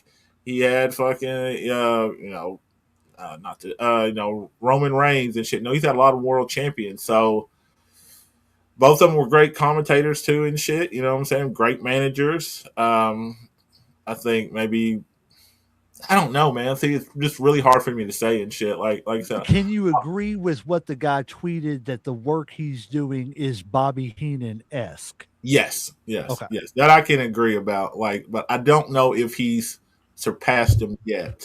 Honestly, like I said, I can't really say on that. Honestly, I mean, it's just The way it looks to me, it's going to be one A and 1B, respectively, either way. mm-hmm. JD? Yeah, I think. I mean, I would argue maybe he surpassed Bobby Heenan only because I think without Paul Heyman, the WWE is in real bad trouble right now going into this Mania season. I think without Paul Heyman, this could have been one of the worst WrestleMania seasons the WWE has ever seen. I agree with you on that. I think without Paul Heyman, that's the only reason because I think while Bobby elevated any company he was in, I don't think that the company depended upon him delivering. Like, even if he failed, if Bobby Heenan failed, I don't believe WCW would have folded. If he would have failed with the Dangerous Alliance, or sorry, that was Paul Heyman. But if he would have failed with the family, the Heenan family, like I don't think any of the organizations Bobby Heenan was in was dependent upon his success for its success. I can't say that's the same right now for WWE and Paul Heyman. I think without Paul Heyman's success, WWE isn't having any success right now. Very little. I agree with that statement. Based on where he is, because they're right. Paul Heyman's everywhere right now. He's involved in anything that's making money. Why? Because he's involved in it. Yep. So you're not making anything money from anything he's not involved in. So he's literally supporting the company right now. That's why that would be my only argument for him surpassing Bobby Heenan. And that's only because none of the companies were dependent upon Bobby Heenan for success or failure. And WWE can't say that right now. I agree. 100%. I mean, the only time that I can really think of that would be, Bobby Heenan, which, I mean, he didn't really have to get him over because it was Andre, but being the mouthpiece for Andre leading up to that WrestleMania, you know what I'm saying? Yeah, they were kind of relying on him and that point of the bickering back and forth between him and Hogan. But it was Andre. Didn't nobody have to get Andre over? Yeah. Andre walk in the building, he could just step over whoever he wanted to be over. Yeah. All righty. Last little thing I've got here before we get into the TV results. Razor Ramon, Bret Hart, and I ain't trying to pick on Bret, here. It's another thing that showed up, my great algorithm. Oh, man, I tell you, gotta get on the wrong side of the internet all the time, man. Shit, you need to come back over here. Shit. I'm on the right side, man. I'm on the Heartbreak Kid side. Man, I don't know what side. Man, y'all, like, the algorithm, the internet, I don't know where y'all just messed up over there. So Bret Hart came out and said that he refused to take Scott Hall's Razor's Edge. Okay. He said, quote, his finish where he would do what we call the Razor's Edge, he would pick you up and drop you on your head. I remember going, nobody is doing that to me ever. I don't care. And I would stand by that today. He goes on to say, oh, don't worry, I'll set you down. Right. This is what Razor said to Bret. He said, oh, don't worry, I'll set you down. I'm like, no, not on my fucking head, you won't. No way. There's no fucking way. He said, you're 6'6" or something. You're going to fall backwards with me. The first thing that hits the ground is my head and my upper back. This doesn't make any sense. It's too dangerous and too stupid of a move for me to do, and I refuse to do it. And period. Is that legit? Yes. Damn, man, listen, Slam, I'm with I told you, man. I'm a Bret Hart fan, man. He was the only reason I tuned in to WWE. I hated the first incarnation of D-Generation X because I was a huge Bret fan. I love the whole leather jackets, how they all had their name on the thing. Like, I was full blown Bret Hart. It's comments like that make me not want to be his fan ever. Like I said, I don't know where y'all be getting this shit. Obviously, like I said, Legend's on the wrong side of the internet, but Bill Goldberg. But honestly, all I can do is pretty much laugh at a lot of this shit. Just because, like I said, I don't know if it's all true. I don't know if it's just clickbait. I mean, if that is true, man, I'm sorry. That's no. Mean, like, if it is true, then like I said, I gotta call a spade, and that is some bullshit on that. Like I said, because lots of other people took it, and I don't understand. But after he said it, now that I think of it, I can't remember him ever taking that move. I was just thinking the same thing. He never took the edge. I don't think he did he? No, not even in WCW. They were never. I don't think they were ever in the ring together in the WCW. Yeah, but he took the friggin' jackknife. Yeah, he did. Yeah, I mean, he did that for sure, but. I get his concern. I get his concern with where he falls. I think that concern is unwarranted and shenanigans. He should have been more worried by a super kick. No pun intended.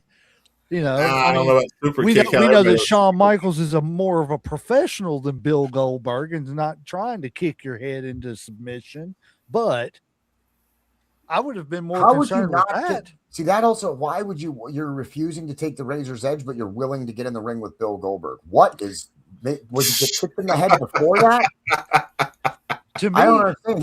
He's worried. Wait a minute. He's concerned about his health, and he got in the ring with Goldberg. Something is now not adding up. There's a big gap somewhere. and I don't think anybody will argue that Goldberg was a better wrestler than Scott Hall. So I don't think Goldberg That's is true. That's true. Goldberg's Like I said, I can't speak for everything Brett says because I don't know context. I don't know him personally, so I can only go by what I know and what I see. So I'll just leave it at that. Like I said, we can't get him to say nothing bad about Brett. All righty. Well, we will get into the shows and everything before and tell y'all about the results of the last week of the shows and everything. Uncle Slam, if you want to start yours off, I'm going to take me a little break to the restroom, and you all enjoy your recap. I'll be right back. Let me find my notes real quick. All right. Let's see. We'll start off with Raw. Oh, no. Actually, I got some real quick here. Let's see. What is it? Now, I don't know if this is true or not, but I saw it come from WWE Wrestling News talking about an end of an era as far as says that Triple H is stepping down as part of creative. That TKO, TKO Group Holding has reportedly moved to implement a new creative direction for the promotion. Despite critical acclaim by Paul Levenstein-era sources indicate that TKO leadership is seeking to immediately overhaul the current production and creative management to lead the company in the next phase.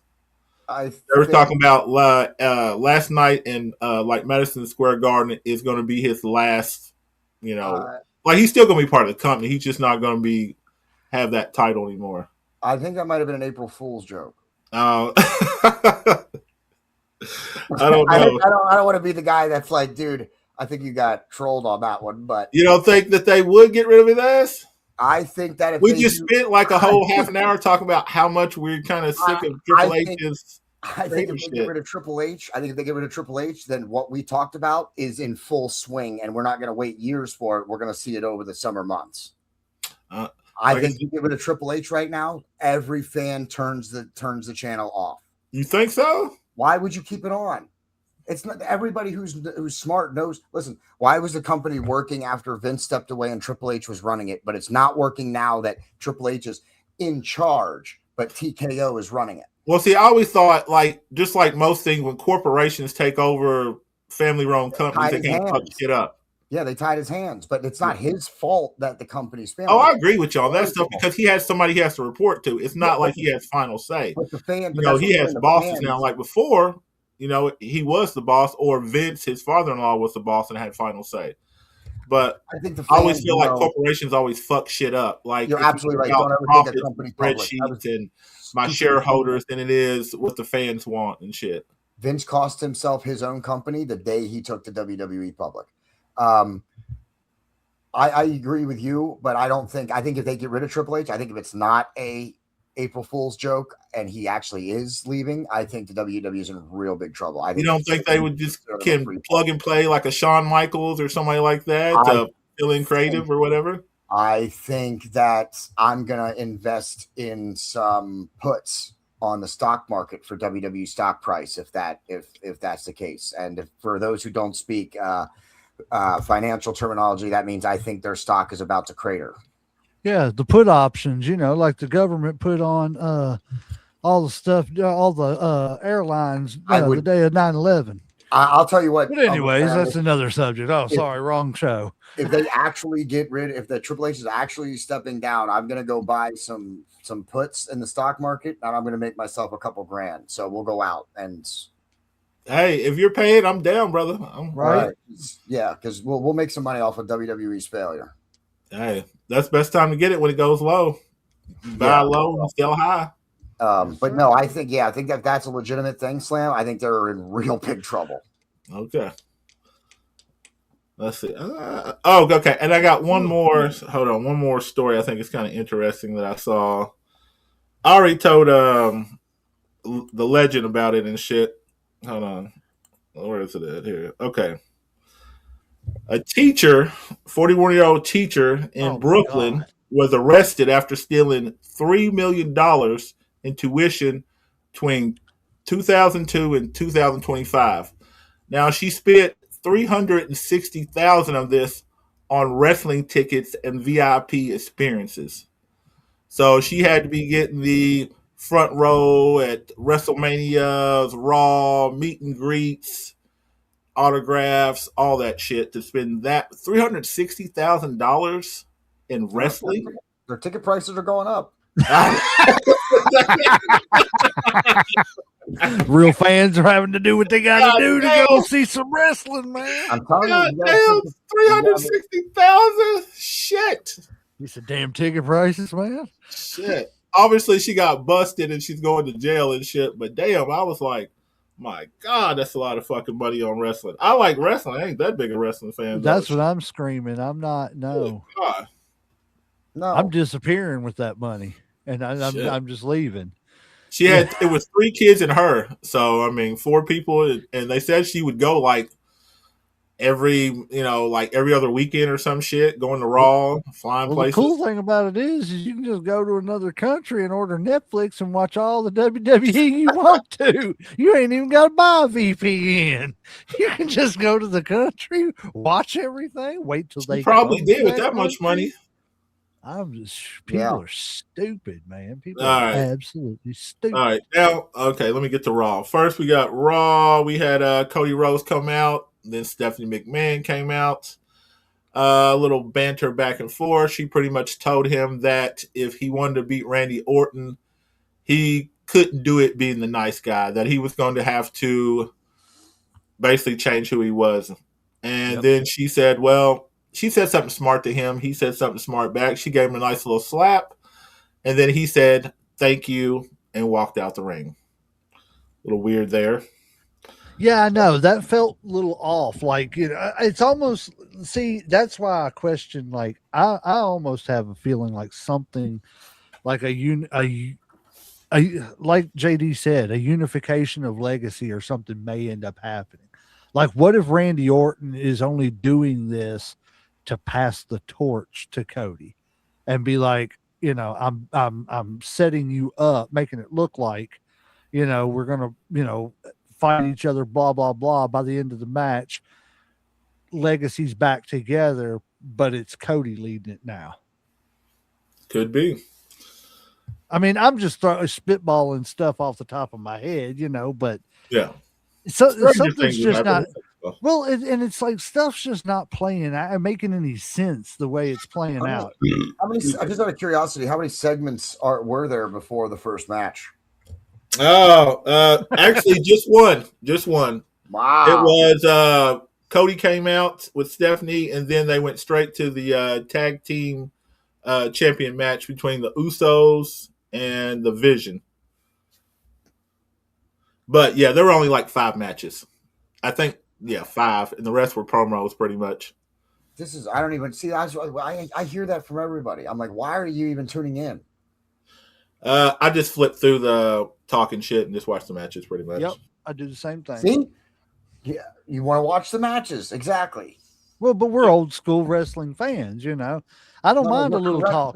We're the right wrestling fans. We're the correct wrestling fans. We're smart wrestling fans. I think we're the fans that got big time spoiled with the Attitude Era. I agree a little bit with that. And that's from both sides. Yeah. You know what I'm saying? If you were a WCW fan or a WWF fan, you got spoiled. I mean, of course, WCW got a little unbearable towards the end. When but even after WCW folded, WWE got a little unbearable too. Yes, they did. But see, that's what I kind of think is good about wrestling right now. Let's say I'm not into WWE right now. I can go to AEW. If I don't like AEW, I can go to a TNA. If I don't like TNA, I can find something else and shit. So there's alternatives. I agree. Because sometimes, like, I don't want a whole bunch of story and talking. I just want to see somebody get their ass beat. You know what I'm saying? Right. Like, I want to see, like, JD said, a good banger of a match. I want to, you don't have to do all that talking.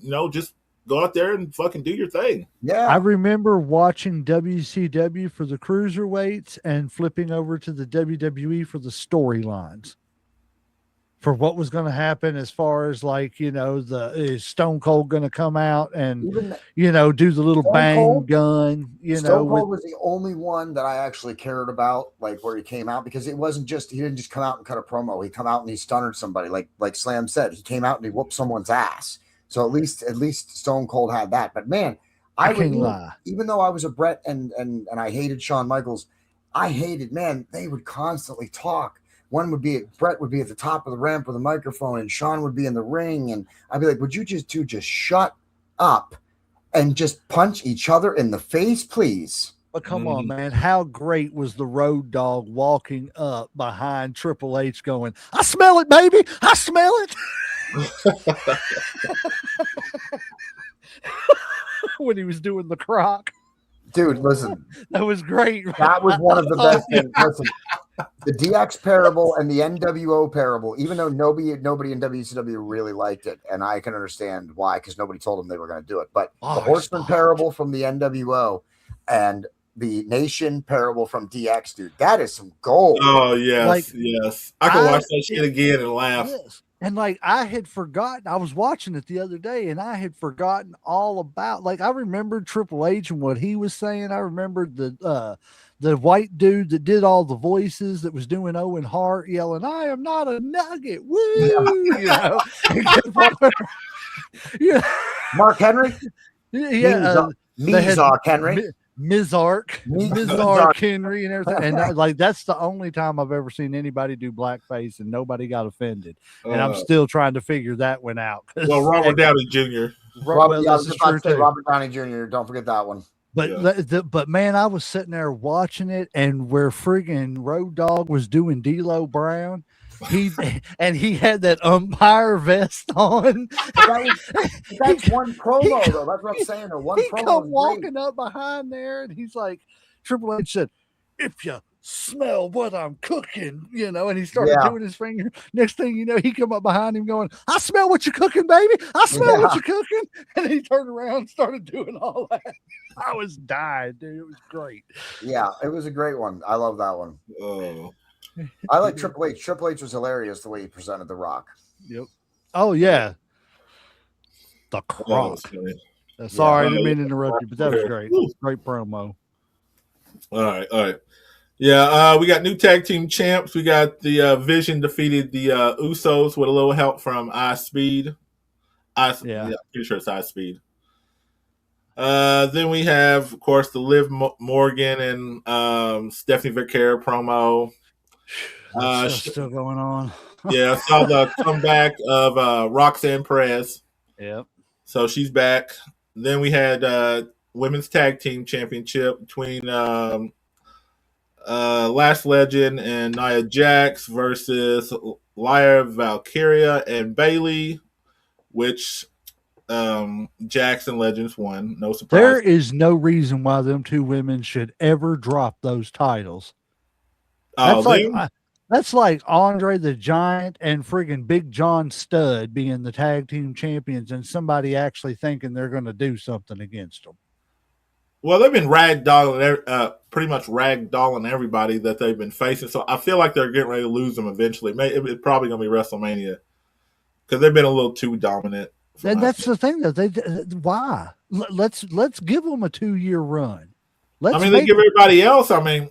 Right. It wouldn't be nothing new. Once you win it, you're going to be the tag team champions for 15 months because we're never going to see them on TV.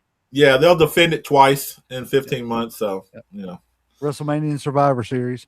Yeah. Then we had Brock and Obafemi promo. Brock pretty much called them out. They came out, had security. They tossed them left and right. Brock just basically got out of the ring, but they signed the match for WrestleMania. Then we got Penta versus Kofi Kingston, which no surprise here. We got Penta won that, but he did. He is going to have a ladder match at WrestleMania. So I'm a little bit excited about that. WrestleMania. It's like like a 6 or 7 man match or something like that, isn't it? I think so. That's for that's the the other match. Intercontinental title. Yeah, that's the Yeah. other match I'm interested in. Oh, That's that's going going to to be a very good one. crazy. Now Yeah. that like I said, that I am excited about. Like anytime you put a ladder in a match, especially with somebody like Penta, something good's going to happen. Oh yeah. Oh yeah. Oh, last right. year's ladder match was a banger. That tag team, Oh, I love- the 4-man or 6 tag 6-man? teams or whatever. Yeah. I Oh love it. yeah. Oh, that was a good one. I ain't gonna lie. I love that they're keeping Penta and Ray Phoenix separated yet and just letting them do some singles runs before they actually team them. Then Paul Heyman came out, did a promo.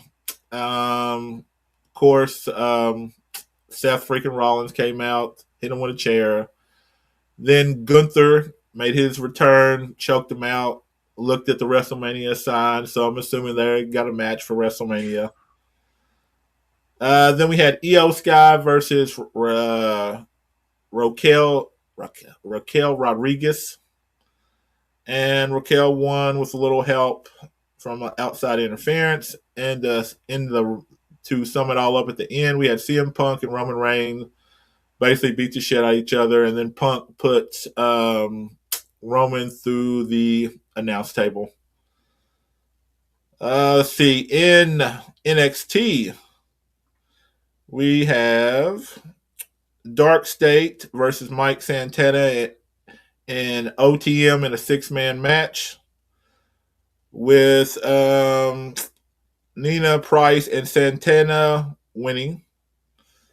Next, we had the tag team tournament contenders match, The Birthright versus Los Americanos, with Los Americanos winning. Then Kalini Jordan versus Jada Parker, which was probably one of my favorites, is Jada Parker. I don't know, I really like her. Jada Parker won. Then we had the contract signing between John Henry, Ricky Saints, Tony D, and Ethan Page, which basically saw Joe Henry get put through a table and saw Ricky Saints put through a table, which left Tony D and Ethan Page to kind of pretty much beat each other up at the end. Then we had Jasper Troy and Keenan Carver with special guest referee Josh Bridges. It ended with Carver defeating Troy by pinfall, but then at the end of the match, the ref pretty much took out Carver for putting his hands on him. Then we got Tatum Paxton versus Blake Monroe. All that was a promo. Kind of boring. Then we had a number one contenders match between Lola Vice and Kendall Gray, with Vice and Gray. Basically, it was they pinned each other at the same time. Like one tapped and then one got pinned. So there was no winner. Then Shawn Michaels came out. I don't know why. To, basically make the decision, but they just went off TV after that. So he kind of left it in the air.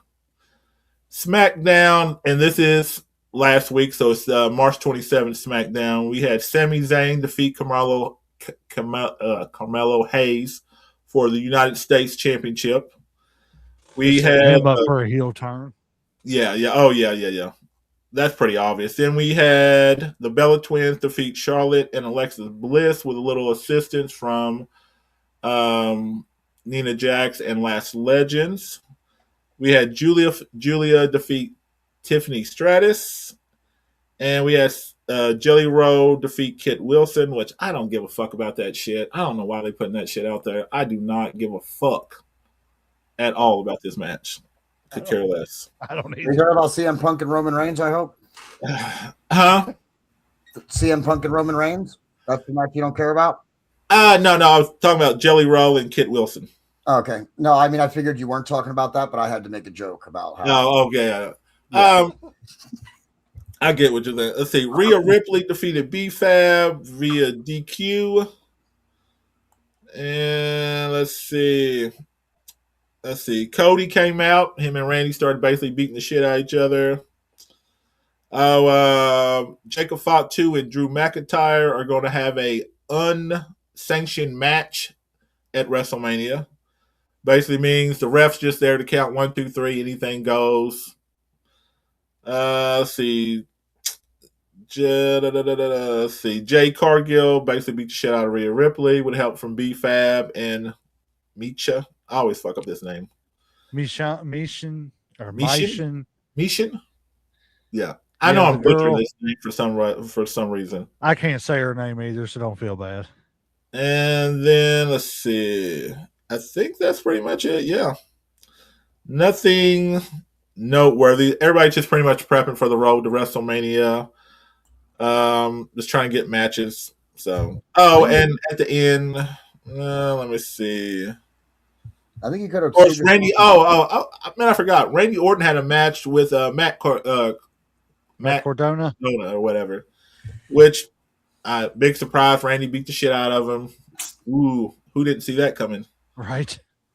No shock there. Zack Ryder. But that's all in Raw, SmackDown, and NXT.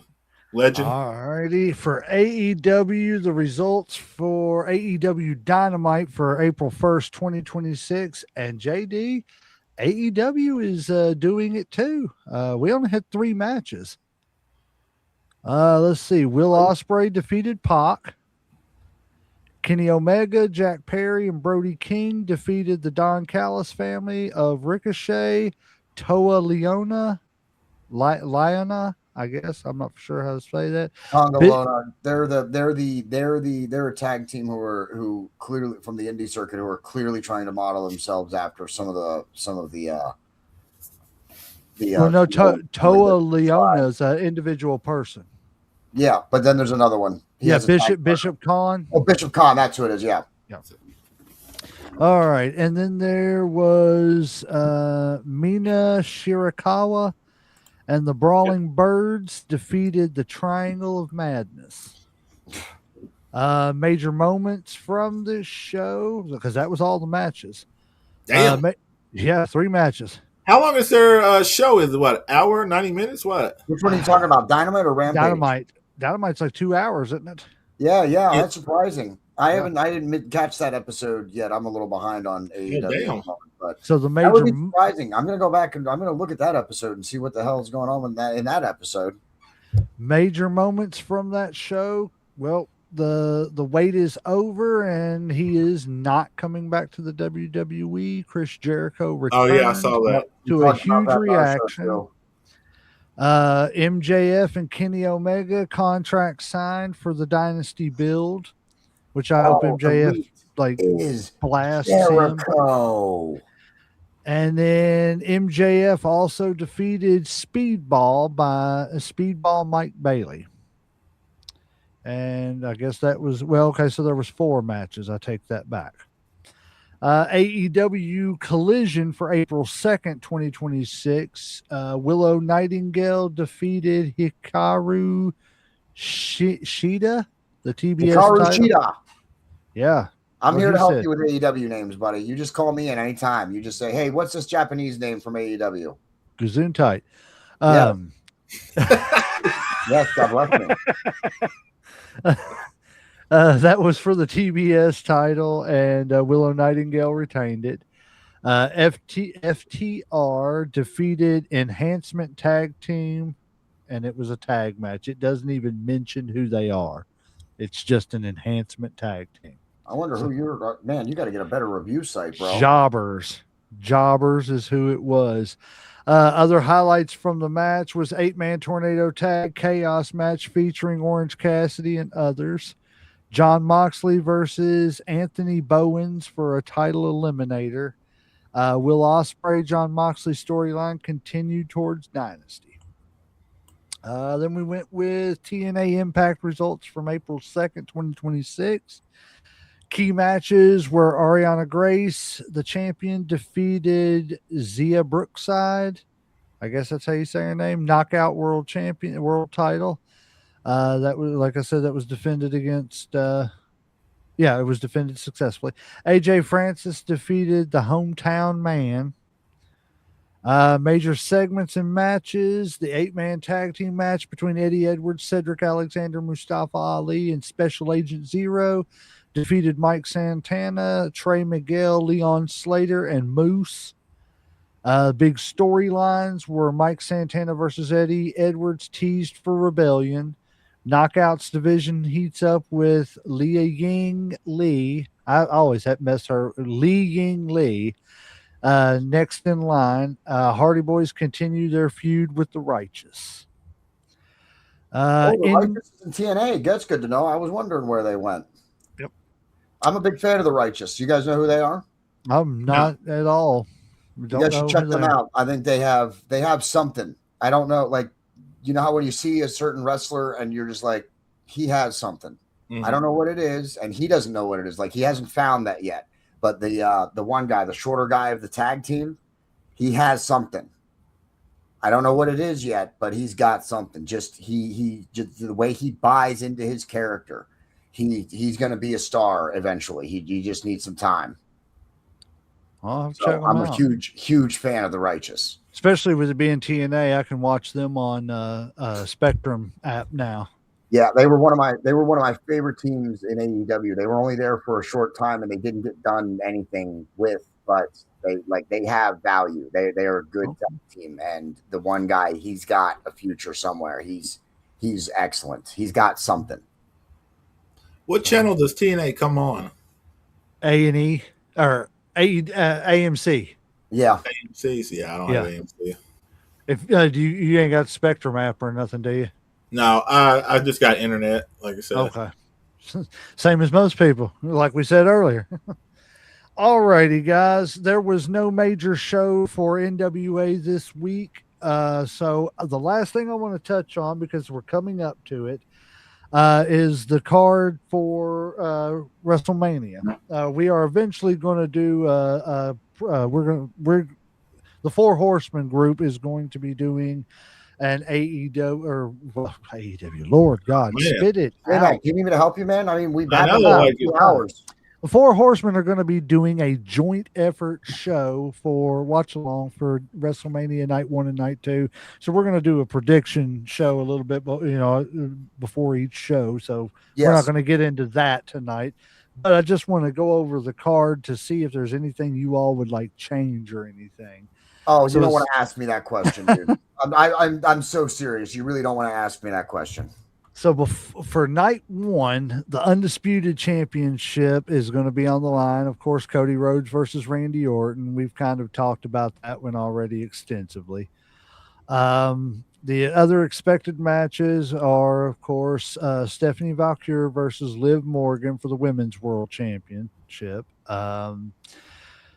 Let's see. WWE is not officially signed full night splits yet, so they're not 100% sure what's gonna, be on night 1 or night 2. So getting into that, we're gonna have CM Punk versus Roman Reigns, which again, I think we're kind of beat to death with all that. Stephanie Valkyrie, like I said, versus Liv Morgan. Jade Cargill versus Rhea Ripley. This is one I predicted, and I'm kind of excited to see the two powerhouses go against each other. I think it could be a pretty good match. Jade's not ready. You don't think you think they're going to give it back to Rhea? Jade's not ready. She's not ready. She's made great leaps since joining WWE over her time in AEW, because she was raw in AEW, and she's made leaps and bounds. I think they kind of pigeonholed her or just didn't know what to do with her in WWE, because when she was in the other promotion, man, she was a fucking star. They just kind of set her on the shelf over here. They made her the TBS champion in AEW, but they gave her squash matches because nobody could wrestle her because she was not good. She was stiff. All of her moves looked very bad. All she had was that she would come in, throw people around, and that was her TBS just title. Power. She just has strength. Yeah, she's done a lot better in WWE. Like, I knew going to WWE was actually a good thing for Jade Cargill. I knew she'd get the training that she needed. So would you say that this has been she's still not ready for like a run, like a championship, like to be the world champion? She is the champion. She's not ready. I know she's the champion. Right. I don't think she should be in that spot yet. I don't either. And I think it's just they need to build her up a little bit more, work with her a little bit more. But see, I would hope exactly Nia Jax. If Rhea does win it, that somebody comes in with Money in the Bank and fucking takes the belt. I don't want to see Rhea. There is no Money in the Bank. Yeah, Rhea's going to be the champion. Remember Naomi cashed in. Oh, you're right. Yes. Well, what if Naomi comes back. Yeah, but well, has it been 9 months? Remember, she had a baby. Naomi's not gonna. She won the Money in the Bank, but she hasn't cashed it in. No, Yeah, because she she got won the money. pregnant. Remember? She Yeah, won I remember that. She But won she's Money doing in the that- Bank. Yes, she she's doing won that to money. somebody else. You know, She someone else. won. She cashing it. cashed it in. Oh, she already cashed it in. Yes, too? that's how she Oh became yeah, the because champ. she got the belt. Yeah. And then she had to relinquish. Yeah, you're Yeah. right. You're right. Never mind. That's what happened with both of them. They both cashed in and won. Oh, you're all right. Because it was her and Seth. Yeah, because most of the time, most people cashing in during WrestleMania and shit. My bad. And of course, you got the Brock Lesnar Open Challenge with Obafemi, which I'm really excited to see that. Punk versus Reigns, we've talked about that. Morgan, yeah, that's pretty much it right now. That's all the big stuff from WrestleMania. I know they've added a couple of littler matches and stuff, and we'll get more into that. The nights that we do the watch-alongs and stuff like that with the predictions and all that, but. I don't know. I'm just not, before we close this out, I'm just not excited about this WrestleMania season like I have been in the past. Well, I'm hoping that it'll get better, or hopefully they surprise us. I don't know, you know what I'm saying? That's why we watch the show. I'll watch it and see, and then we'll just give our honest opinion whether it was good or it was shitty. Now it is kind of fucked up that it's on Sunday, Monday. I don't know how I feel about that. No. We were wrong about that. We were wrong about that. It's on a Saturday. It's on Saturday and Sunday. It's on a Saturday. Oh, okay. So it is a Saturday and Sunday. Yeah. I thought it was 18, 19, though, ain't it? Right. It is the 18th and 19th. That is a Saturday and Sunday. Oh, yeah. Yes, you are. Yes, you are right about that. Yeah. So, yeah. Mayhem's just treated. I'm not excited about it at all. We're just using it as practice for our watch-alongs and stuff like that. It's just it's more experience and practice for us, and collaborating with you guys, since we're going to do a collaboration on it. It'll be doing something that big will be a unique thing for us, too. So, it'll be cool. All right. Yep, I think it's going to be fun. I think we're going to have fun. We're going to have fun. I don't know if Mania is going to be fun, but we are going to have fun. That's exactly. So tune into our show, because if Mania is boring, then we're just going to make it that much better for you from the entertainment coming from us. Yeah. And then if we're not that entertaining, tune in for the Sloans. But yeah, guys, I don't have anything else to speak on tonight. Y'all got anything? I'm all tapped out. Yep. Sounds good to me. Guys, we appreciate y'all tuning in. For the referee hits that bell and all that stuff, make sure you go like, follow, subscribe, and all that good stuff. You know where to do all that. We're on Facebook, YouTube, all the places you can think of. Follow, subscribe. Also, you want to let JD shout out anything before we right? Yeah, JD, go ahead if you got any shows or anything coming up, brother. Monday, tune in. J-Mac and Uncle Slam will be on our MCU episode, and then next week I'm going to be on the Superfly Experience with Johnny Lee on Thursday night, and then on Friday night I'm going to be on the Sloans next Friday night on the Sloans After Dark. Don't tune into that show unless you want to hear some stuff. Sounds like you got a busy schedule coming up, sir. Yep. Going hard. Plus, we got our Four Horsemen episode coming up in a few weeks. Yes, sir. That will be coming up on the 17th, correct?